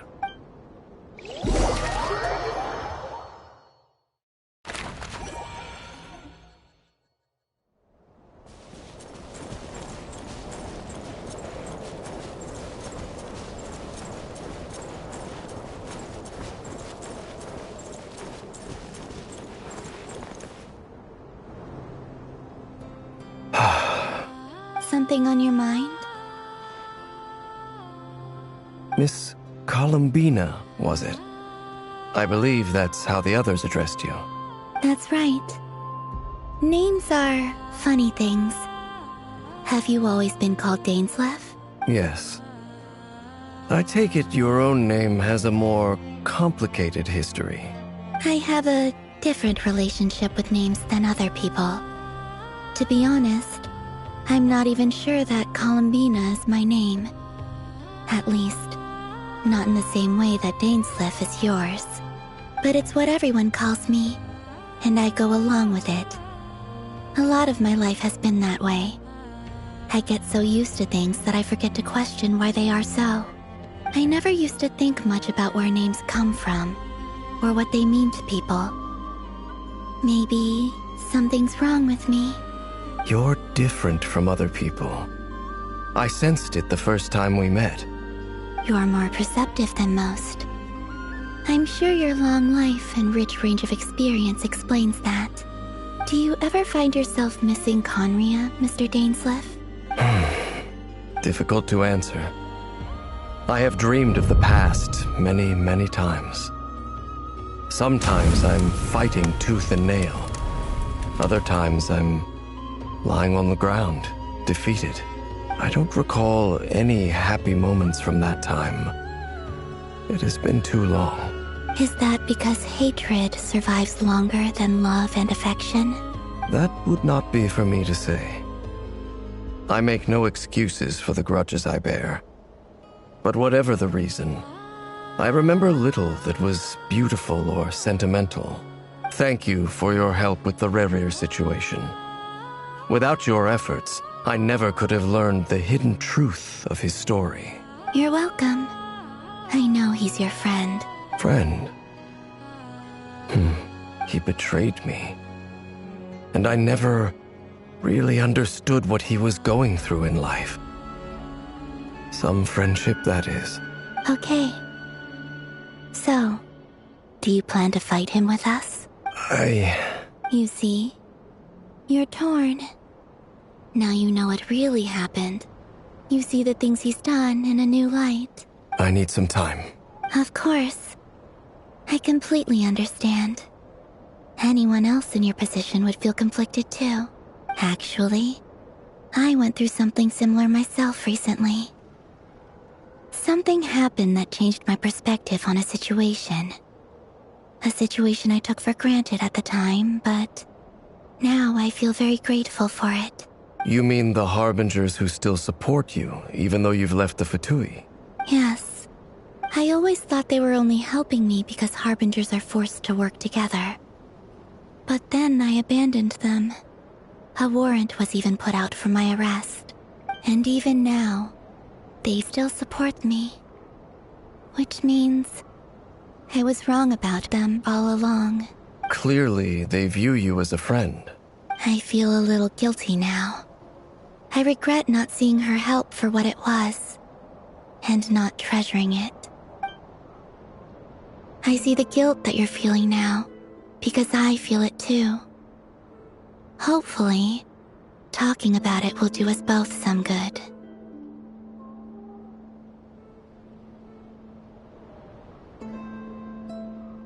Have you noticed that the Traveler and Paimon are over there? I think they've been listening. Huh. Shall we say hello? Sure. Hello. Ah! They caught us!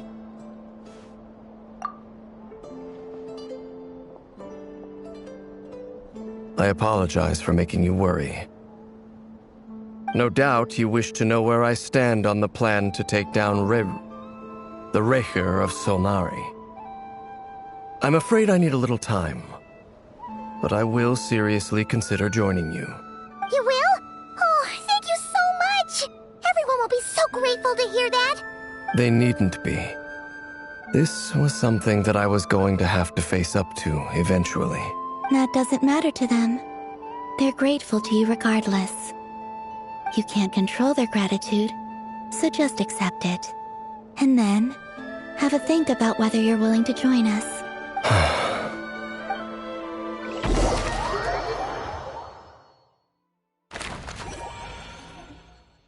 It's nearly showtime! Let's go rendezvous with the others. You know the place.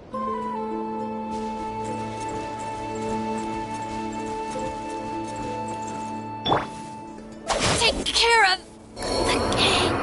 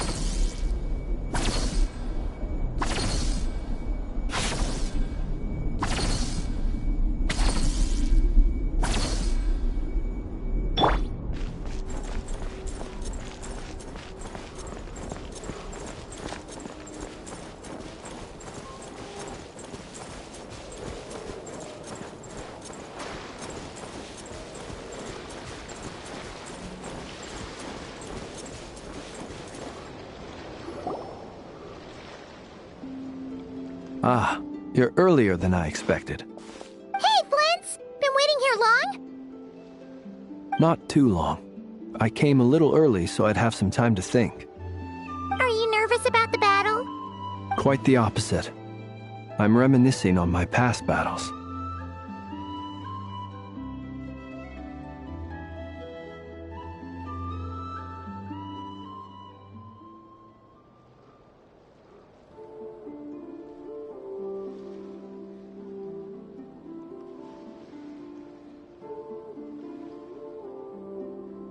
When I was awakened by the Ratniki, I had not touched a weapon in many years. I felt like the battlefield was not where I belonged. But after waging war against the Wild Hunt for so long, I came to realize something. A life of absolute peace is simply not a possibility for me. My restless flame indicates that somewhere inside of me, there is a deep yearning to root out the evil in this world. Oh, that doesn't sound like such a bad thing. Well, in the past, when I was a Fae whose primary concern was hibernation, it was hardly ideal. But it certainly serves me well here in the present. And I am delighted to be able to join forces with you in this endeavor. Looks like I'm not the first to arrive. Ah, Miss Lauma. Did you sleep okay last night? I struggled to settle down at first, because of the nerves. But don't worry. I got enough sleep in the end. I'll be just fine. Please, I'm just doing my part. Never! Over here! Aino asked me to relay a message. She said Inepha will be on high alert and keep a close watch over all secondary districts where defense is required, providing support as necessary. Meanwhile, Aino herself will provide range support to us directly, using her latest invention. Excellent. My thanks to all involved. The chest set's looking a little unstable. It won't hold him much longer. We should be prepared to engage at a moment's notice. No sense sitting around waiting. Let's make the first move while we still have the option. I agree. Paimon, find a safe hiding place. Got it! Be careful, Traveler! I will.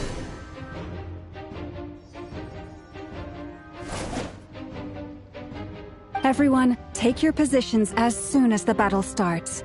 Every ounce of strength we have in our bones, let us bring to this fight. Ready? Let's go. I've seen all your futile ploys before.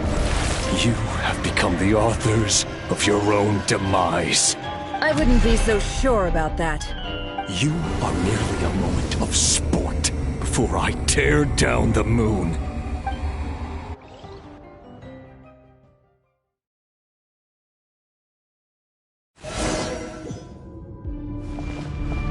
The moonlight betrays you. You too!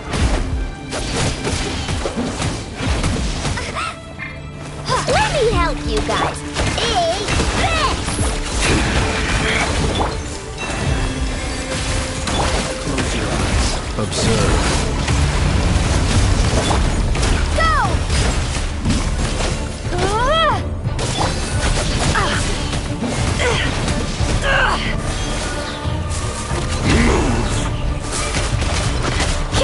Can't hide the truth.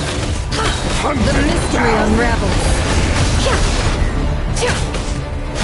No more lies. By The the moonlight betrays you. You're tainted in me. Be silent. Close your eyes. Fear the dark. Be silent. Eris, protect us. Can't hide the truth. Hunt them down. Wipe out! The deception ends The here. moonlight betrays It all you. adds up.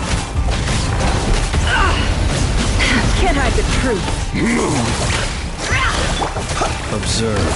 Close your eyes. You can fear the dark.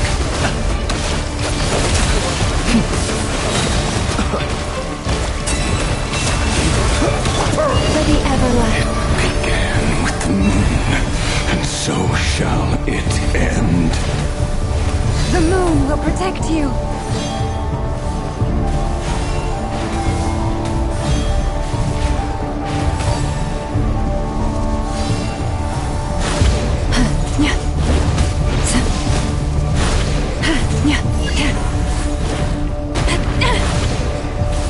Leave this place. Do you see?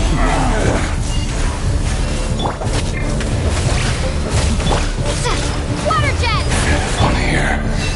When will it be as you foretold?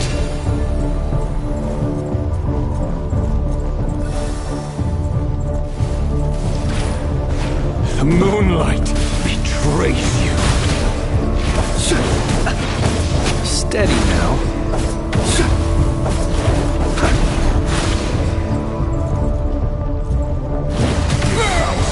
Not welcome here.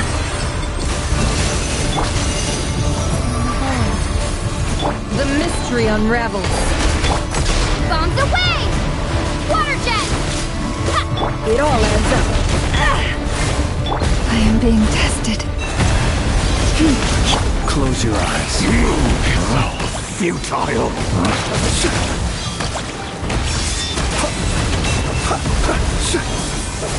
The moonlight. Are you quite finished? Hunt him down.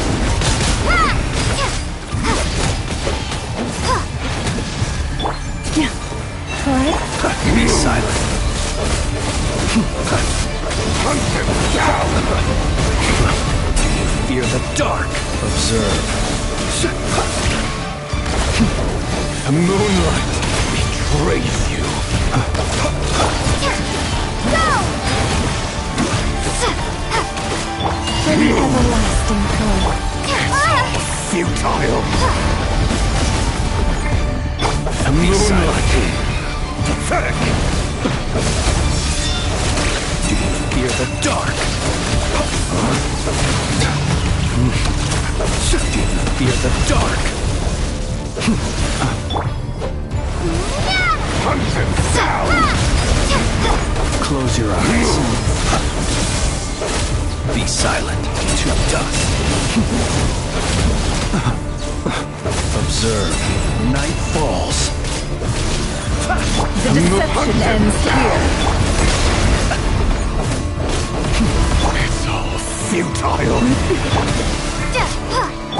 Close your eyes. Be silent. Move. Close your eyes. Night falls. Moonlight. Your little game of heroics is over. Moonlight. Betray who wants to go first.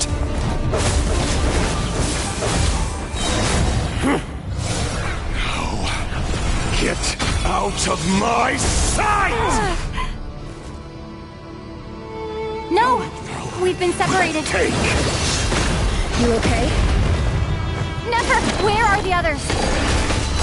Stuck outside the barrier. I guess he really doesn't like us. I told you before. Knowing too much is always a death sentence. Be careful what you wish for.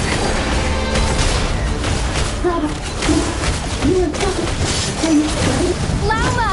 Can you hear me? Silence. Voices are gone. But at least I know they're still there. I need to focus. Stick to the plan. Remember my most important task. Just stalling him. If we stall him for long enough, the moment will come.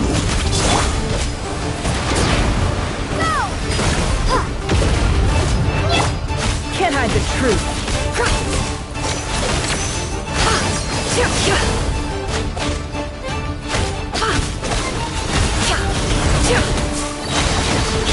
The mystery unravels.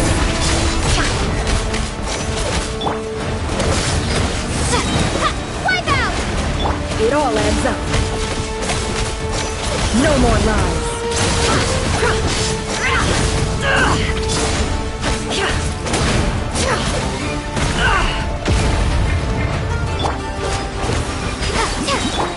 It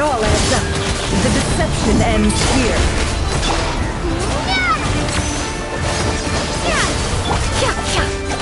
Can't hide the truth.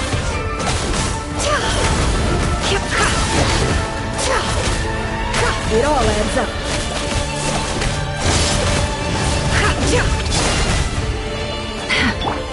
Water jet!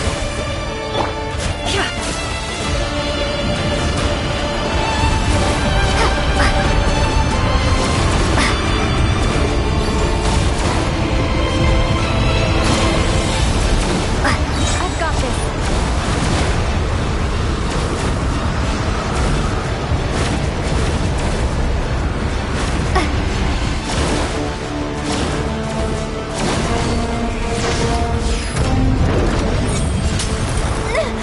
The shield's broken. I can't keep this up. Don't push your luck. Death is within my grasp!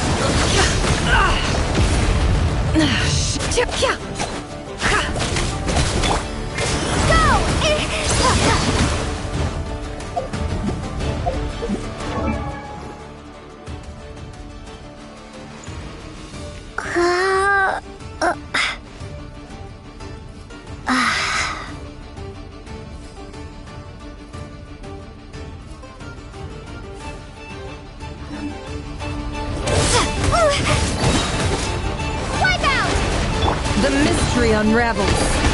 No more lies. Can't hide the truth.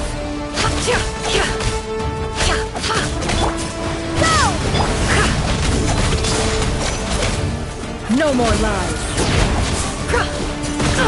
Absurd.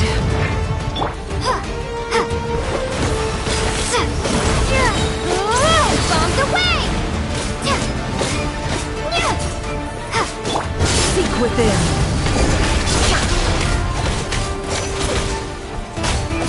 It all adds up.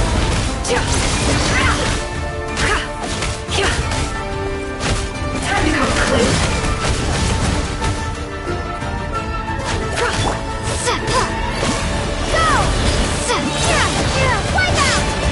The mystery unravels.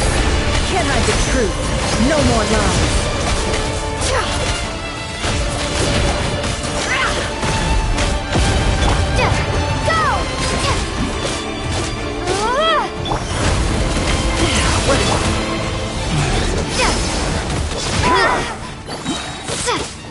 Bombs away!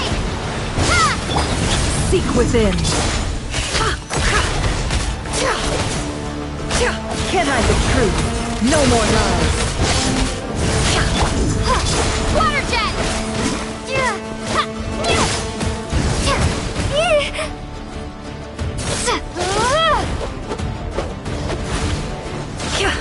It all adds up.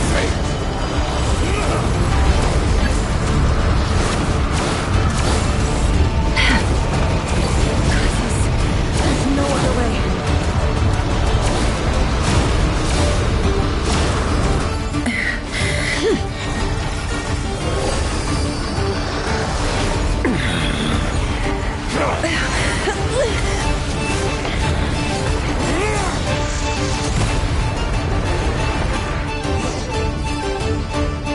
The only way to defeat Rarer is to borrow his own power.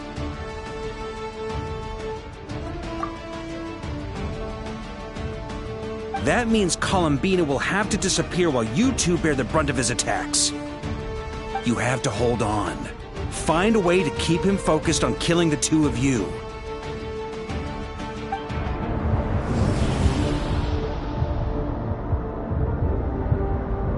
Never! Your eyes are bleeding.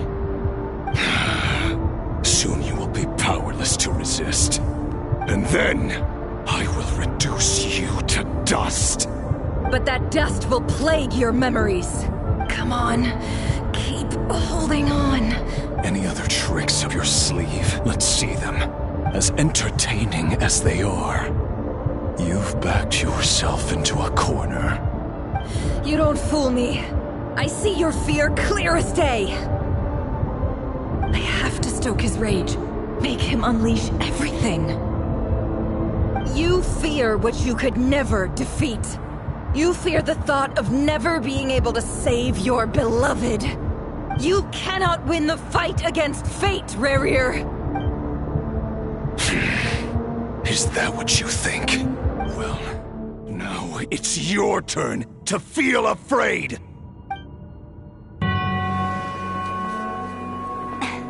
You fear the sound of your own name? Is it us you hate? Or is it what you've become? Let's see what becomes of you!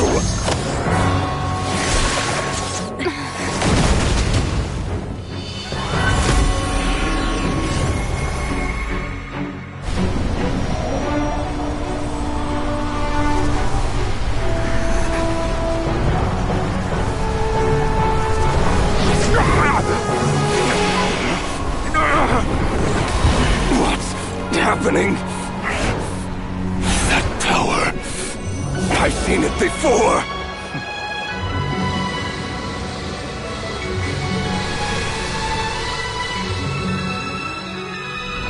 His power is on another level. We'll need to use an alchemical array to convert his power into a usable form. Then quickly channel it into Columbina, rendering her powerful enough to compete with him. I'll join you. I can help. If I release enough abyssal energy into a confined space, it'll create a potential difference, allowing us to extract a huge amount of elemental energy.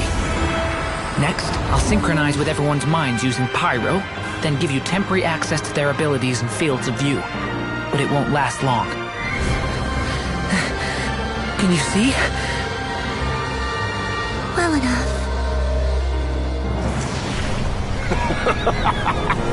So, we have a student of Gold Rheindotter in our midst!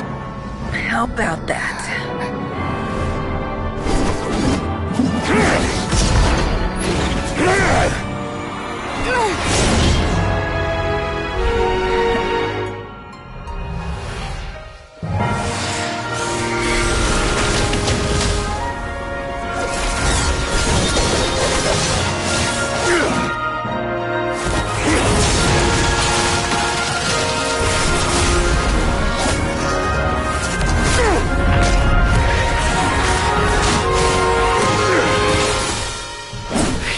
My own power against me? Just like how you stole Kuvaki. Look familiar?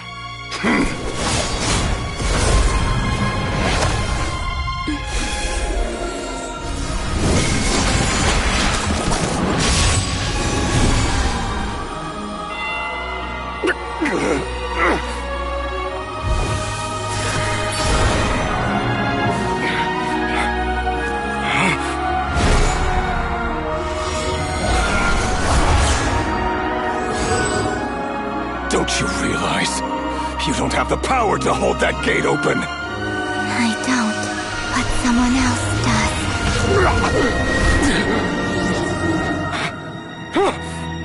Goodbye, Rerir.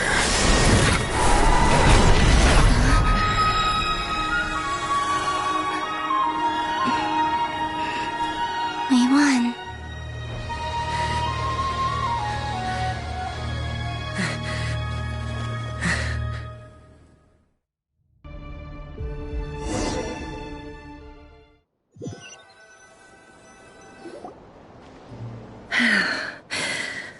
Nefer, how are your eyes?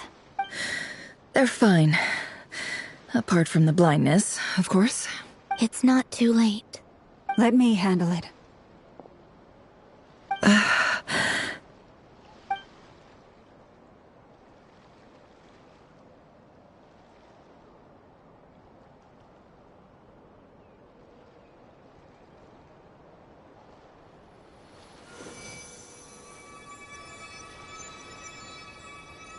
Miss Nefer, it's not like you to lose your composure.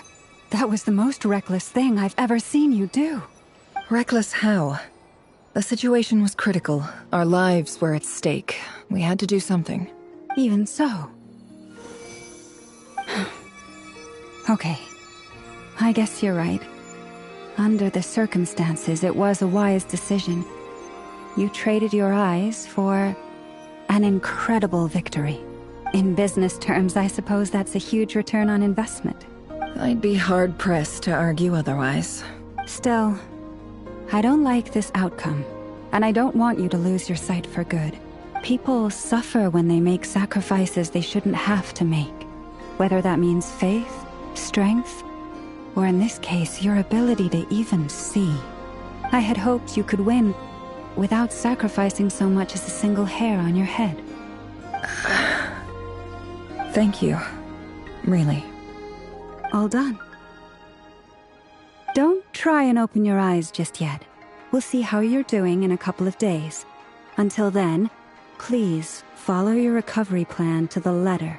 I'll send full details through Yehoda. For now, just get yourself home, relax, and rest. My dear friends, we have fought bravely and achieved a spectacular victory. A dark cloud has been lifted from the skies of Nodcry. All in this land will be grateful for what you have done. The moon will remember this day. Thank you both.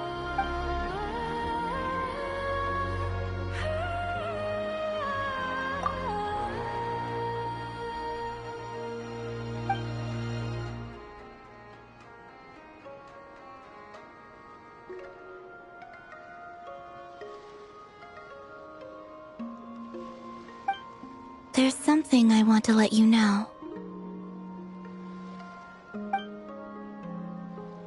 What is it? When Durin connected everyone's minds so I could access their powers, I also felt everything they felt. And since Nefer's eyes were injured, my eyes are hurting now too. Hold on. Let me try. I only feel the pain. There's no actual damage. I just thought I should tell you. You're right. There's no damage. That's a relief. But I must say, I'm surprised to hear the Kutar share something like this with me. In the past, you never used to open up about yourself.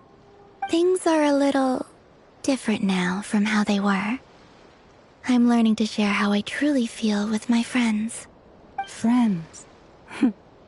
You have no idea how glad I am to hear that.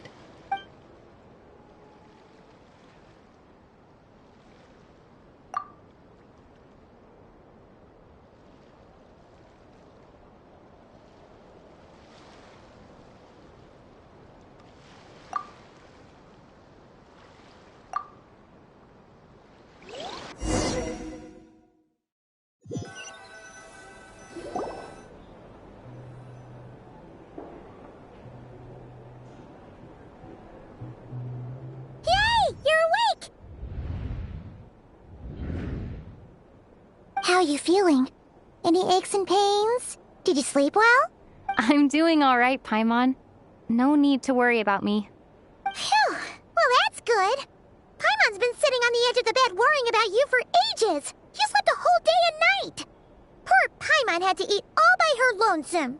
Glad to hear you didn't starve. How is the food? Well, it wasn't the same without you there to share it. Honestly, Paimon just can't relax when you're not your usual self. She couldn't enjoy the food and settle down to sleep. Well, I'm back to normal now. Oh yeah, and Albedo swung by earlier. He said to tell you to head to the tavern when you woke up. Varker and the others are organizing a victory feast and they want to celebrate with you. He also dropped off some medical supplies, but you seem fit as a fiddle, so guess you won't be needing those. If you're feeling up to it, let's head over now. Wouldn't want to keep them waiting.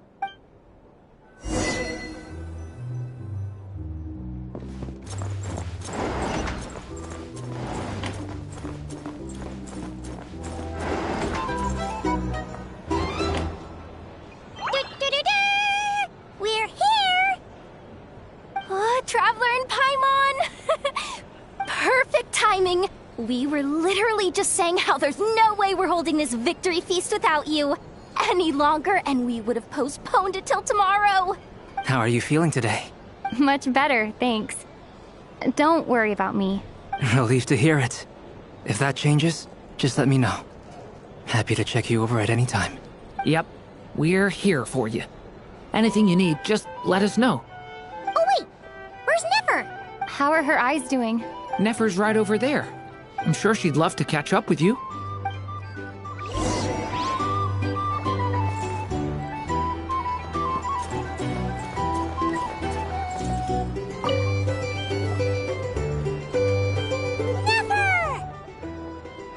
Traveler, Paimon, are you recovering well?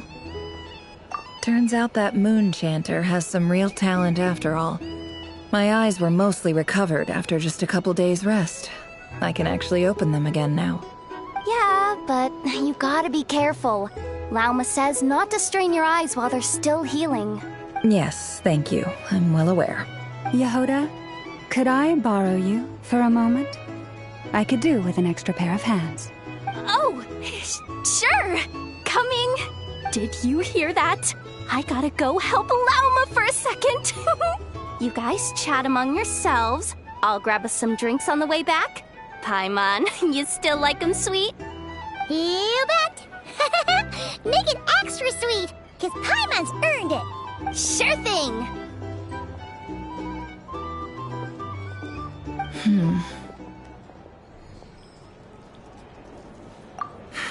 The Raker of Solnari.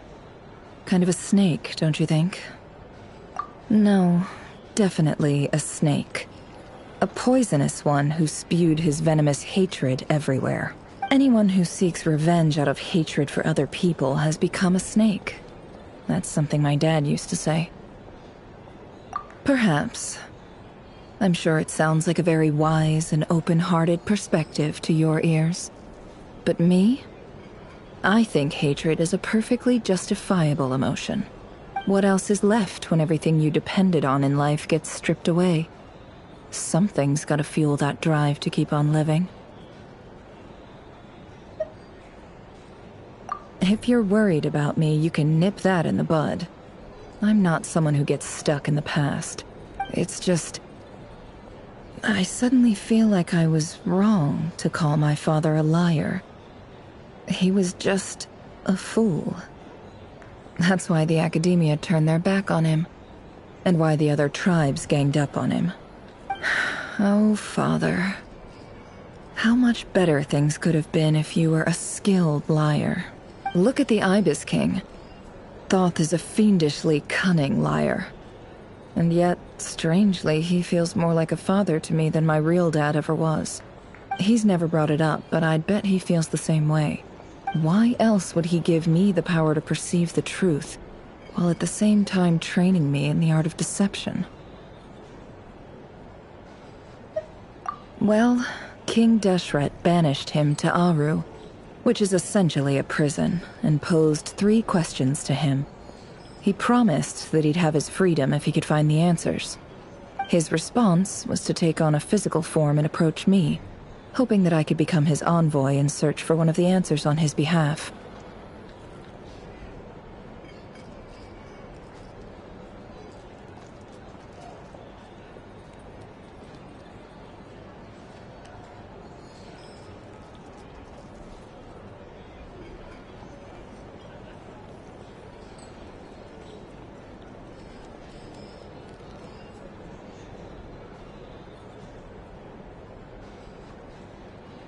Did he really think I'd fall for that? He's stuck there. He can't make me return what he gave to me. So that's enough for you to decide he's nice, is it? He's a prisoner, and he was scared. So he decided to perform some good deeds to win people's approval. He lives in fear because he's a deceiver. How is Rerir any different? You can't work as a spy your whole life and expect a happy ending. It's preposterous. Yet I can't say I don't understand it. Liars live in the darkness of their own making. But it's still human nature to want to go on living. They say that a liar's soul is the most worthless thing in the world. What do you think? Good.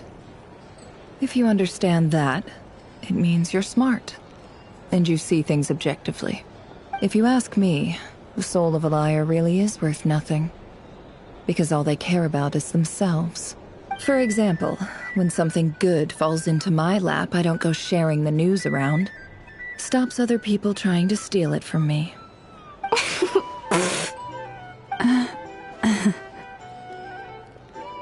So be it. They have sharp ears. I can't keep anything from them. Oh, is that what it looks like? Well, you all know my past now, and I can't simply eliminate everyone who knows too much. So I guess I just have to put up with you. For the foreseeable future, at least. When you find yourself in a situation you can't control, the safest play is to keep calm and start monitoring everyone involved like a hawk. In the intelligence world, you need to have a sense of perspective and play your hand accordingly. If you understand what's at stake, please ensure my secret is safe with you. I trust you'll respect my wishes as a friend. But don't forget, I will also be watching you like a hawk. Very good. Oh, wait! Now that the panic's over and we've all calmed down, Paimon suddenly remembered something. After all that build-up, our mystery ally never showed up even once!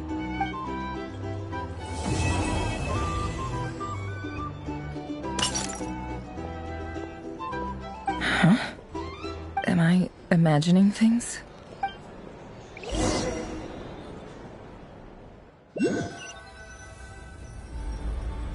So, that close colleague who stayed behind with you? What's he been up to recently? Don't know, don't care. I get more normal human interaction from hanging out with Bosco too than him.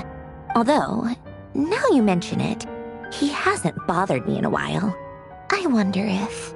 If he's disappeared without a trace, it's the biggest gift he ever gave to the world.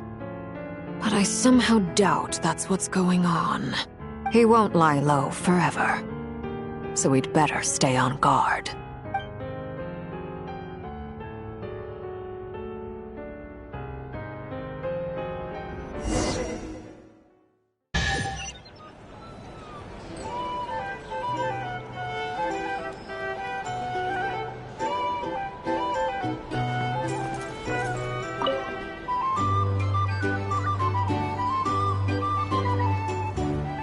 Ah, Lord Sangama Bay. How lovely to see you. I must thank you for the device you provided. It was an enormous help. Would I be right in thinking that it was developed by the Academia? Why come and ask me when you clearly know already? I mostly came to thank you. That's more like it. A little gratitude goes a long way with Lord Sangama Bay. Play your cards right, and you might even stand a chance of becoming my long-term supplier. The chance to work with such a kind and charitable investor as yourself would be a great honor for the Curatorium. Huh? Charitable? Who said anything about charity? First I'm hearing about it. Let's see. The first plot of land you purchased in Nodcry, your desert interests, and... Stop! What do you think you're doing? Exposing my investment history! It's nothing to hide from. They're all perfectly legitimate investments. And some of the land you purchased was with the intent of building a sanctuary? Yes, I heard about that too. How did you... You're a curious case, Lord Sangama Bay. You don't like people finding out about your good deeds, do you? But I'm afraid no matter how hard you try to keep things under wraps, where there's a will, there's a way. You did it for Sumeru, didn't you? It was empty land that was gonna go to waste otherwise. I figured if I built something there, it might at least get some use in an emergency. Disasters are capricious things. They strike without any warning. I've lost family to a disaster before, and I don't want to lose any friends or business partners if I can help it. My elder sister used to dream of finding a sanctuary. Somewhere with plenty of food, water, and medicine. Where everyone could live happy lives. It was something I looked into, but after discussing things with the Dendro Archon, I decided on a more effective strategy. The tech people handled the tech, and Moneybags provided the Mora. It just made the most sense. It's a pity that so few people know the truth about you. Everyone says that you view everything in terms of Mora, and all you care about is growing your own wealth. So, what's the problem with that? Everyone wants to be rich. It's human nature. So yes, I love Mora, and it's nothing to be ashamed of. But surely you have dreams of your own beyond just making Mora. You don't get it, do you? My dream is to invest in other people's dreams. And, you know, make a nice little slice for myself along the way. Just thinking about it makes me happy.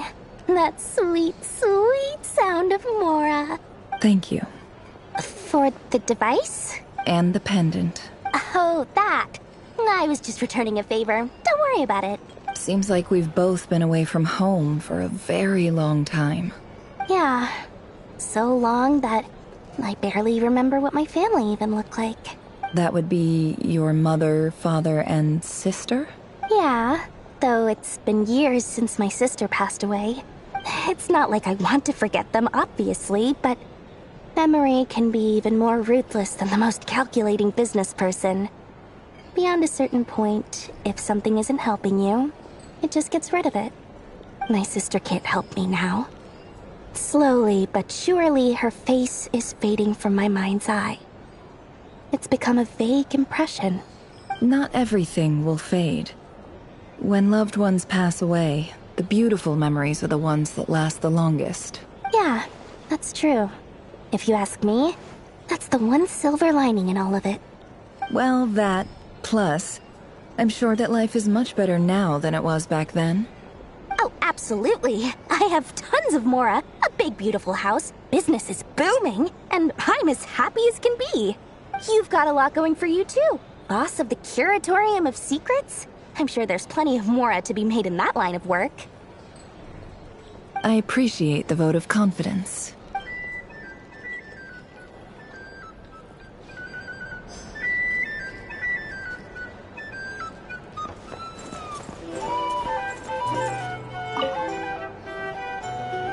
How have you been holding up? Any adverse reactions? If you start to take a turn for the worse, make sure you tell me right away. You don't need to worry about me, Grandmaster. I'm fine. I mean, I barely did anything, so... What? You're too humble, young man. You played an indispensable role in the battle for Nodcry. We can't thank you enough for your support. Sometimes, when people praise you, it's because you deserve it. The best thing is to accept it calmly and with grace. It's important to learn how to respond to words of admiration. Let's do a quick demonstration. Albedo, that was an incredible feat of alchemy. The pressure was on, but you worked flawlessly at lightning speed to get the job done. Thank you. I can't take all the credit, though. Durin played a big part in forming the alchemical array. See? Did you catch that? A masterclass in how to take a compliment. Okay, yeah. I did work pretty hard to help prepare for the battle. No point denying that. Hey, you guys! Hey, look who's bounced back. Looking good, Traveler. Seems like you've recovered. You won't need to take any more medication. Can I get you a drink? Huh? You know how to order at a bar now? You've sure learned a lot recently. Handling a drinks order is ridiculously simple compared to alchemy.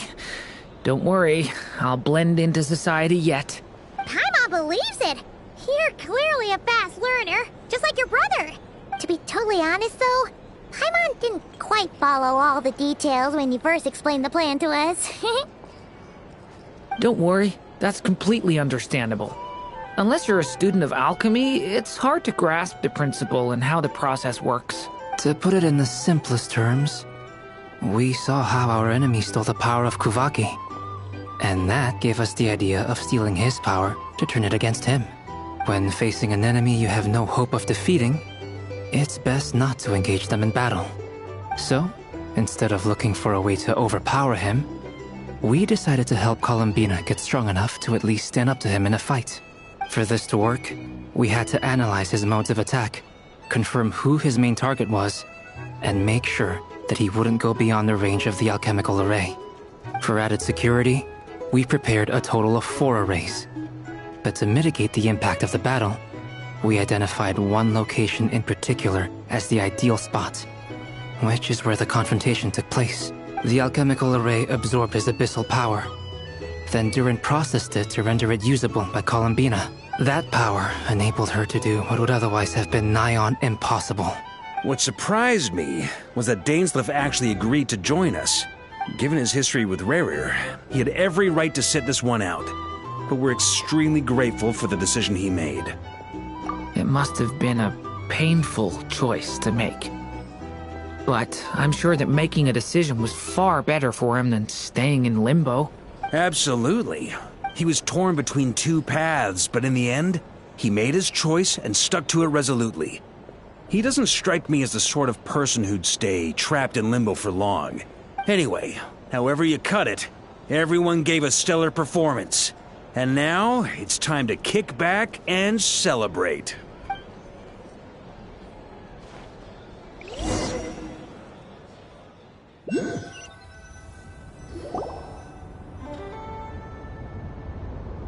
That's the only reason you're here? Yes. I've thought a lot about it. And I've realized that you, me, and Arlecchino should be friends.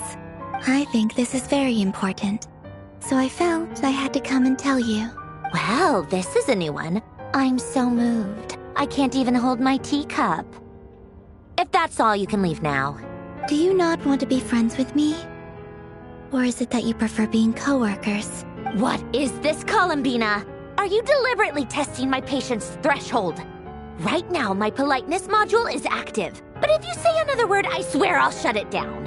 If your politeness module was active, wouldn't you say the word please at some point? Polonia, please see Lady Columbina to the door. Will you still invite me to your next tea party? What? Yes, I think you will. Bye-bye, dear Sandrone.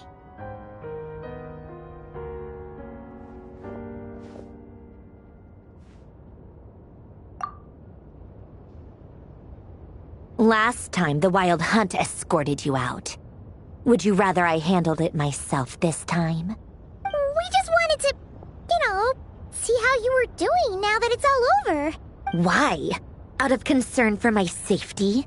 I hope you didn't seriously think that the Rayhir of Solnari would be able to lay so much as a finger upon me, given how prepared I was. Mostly because you kind of helped us out, so we just wanted to check you were okay. Looks like all your robots are fixed, huh?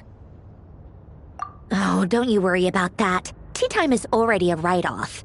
The visitor before you managed to kill my appetite. If you're in the mood for tea, go ahead and help yourself. Otherwise, it's going to waste. My coasters are still missing in action, though.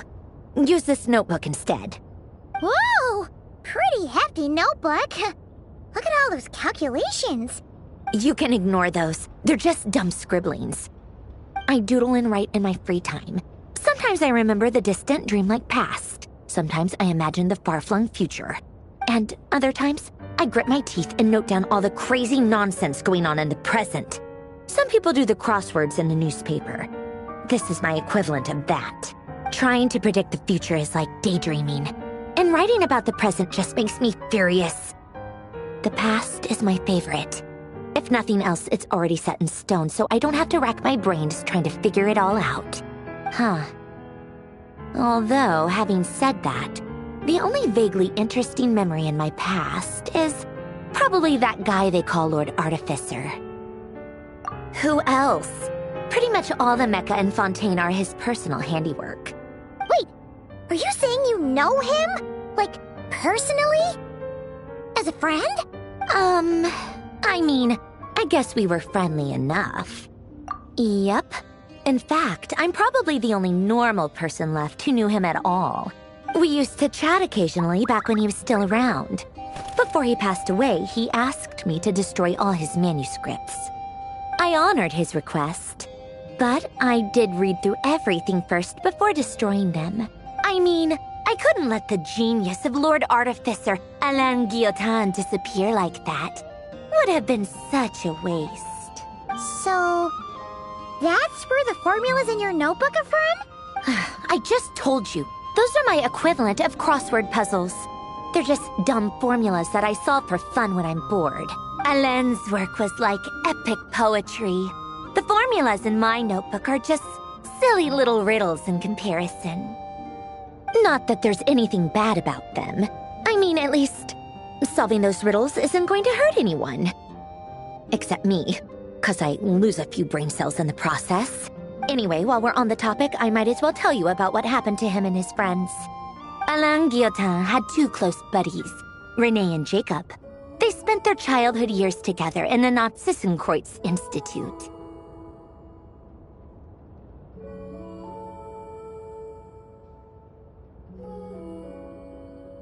They were all quite competitive, so there was some rivalry between them, but it was a friendly rivalry.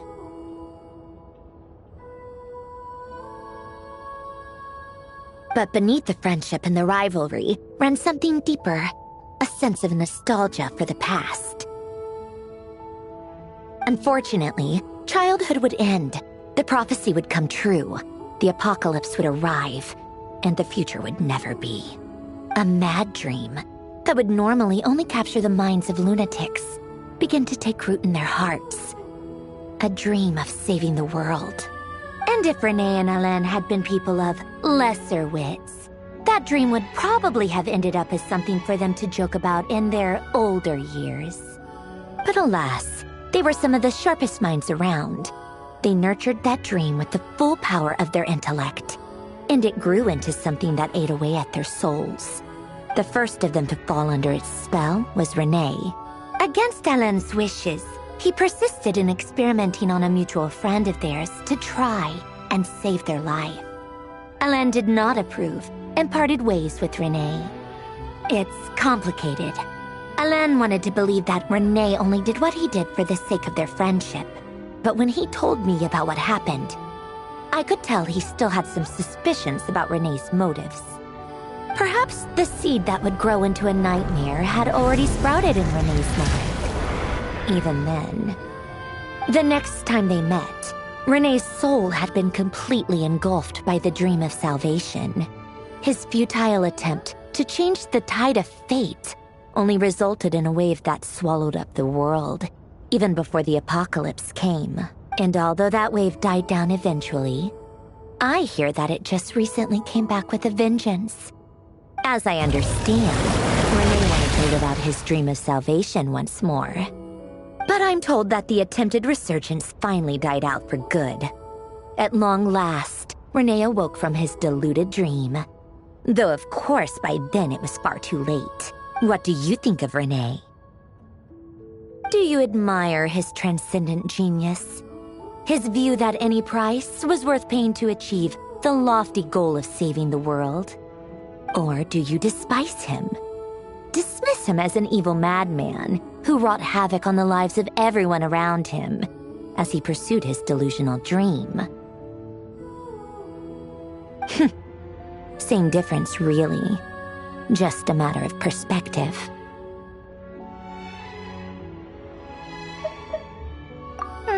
What a cop-out. But I suspect you'd have a more incisive and insightful answer if we dug into it further. I don't like fanatics who give up their whole lives for their ideology. Nor do I like fools who let their delusions take control. Maybe I could understand if Renee had just been an ordinary person. But he had a sage-like intellect. And still managed to get himself lost in a labyrinth of his own desires. Anyway, that's enough about Renee. Now, moving on to Alain Guillotin, the Lord Artificer. He managed to put a stop to the first storm whipped up by Renee. But after that, Alain lost his friends and family. To his credit, I suppose, the loss of his family and friends was purely a tragic accident. It's not like Alain sacrificed them for his cause or anything. After that, the only thing supporting his work was the same dream that had dragged his closest friend down to the abyss. But although the desire to save Fontaine drove him to found the Fontaine Research Institute, Alain continued to reject any form of transcendental knowledge or power. He was suspicious and fearful of it, having seen the way it had affected his closest friend. I think that formulas and machines derived solely from human intellect were the only thing that gave him a sense of spiritual comfort. Yet Alain's intellect was simply too great. It barely left him space to breathe in his lifetime. Once he realized that the end of his life was approaching, he finally accepted the truth. The Nazissenkreuz Institute needed someone, and a human being, to see its story through to the end. He quit working on his formulas, trading them in for the fairy tales that had played such a formative role in his childhood, but which he barely touched in his adult life. He told me that the director of the Nazissenkreuz Institute used to read those fairy tales to the children as bedtime stories. Apparently, they worked wonders at sending kids off to sleep. I think that all he wanted at that time in his life was to be able to sleep deeply without being plagued by depression. By that point, nothing else really mattered. At the very end, he laid down to rest in the ruins of the former Nazissenkreuz Institute orphanage, while the Fontaine Research Institute he had founded continued tirelessly with its work. Many years after that, tensions over competing dreams would once again cause a rift, this time between members of the Fontaine Research Institute. But the actions of those fools had nothing at all to do with Alain. And that is the story of two people from the Nazissenkreuz Institute who both wanted to save the world. One went all in on his fantasy of salvation without ever looking back, and ended up calmly sinking to the bottom of the deepest sea. The other sought desperately to burn bright in his life, even though he wasn't sure where he was going. I do sometimes wonder, why is it that people like them have such grand hopes of saving the world? Even the grandest tree starts as a tiny seed. So perhaps, for each of them, their mission to save the world began with a very simple desire: to save themselves. They were young children with friends and family who mattered to them, desires to explore the meaning of life, ambitions to have a successful career. They didn't want to see all of that taken away in one fell swoop. Or maybe they just wanted to find something to anchor themselves within the chaos, to stop them getting quietly swept away by the storms of life.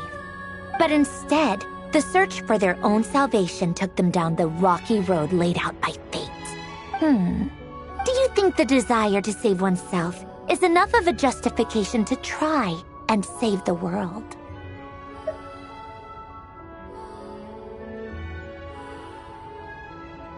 Sensible answer. Glad to know you've got your head screwed on straight. Alain would disagree, though. I asked him the same question back when he was in his prime, putting all of his energy into his work. Yes, it's enough. No elaboration, just a quick, short answer before getting right back to his work. He was always that way. All right, tea time's over. I owe Arlecchino a favor for telling me these stories. I'll have to bring a whole sack of gifts the next time I visit the House of the Hearth. I'm gonna go tinker with Polonia now. You guys can do whatever you want, as long as it doesn't involve interrupting me. Polonia, exit hibernation mode. Begin diagnostics.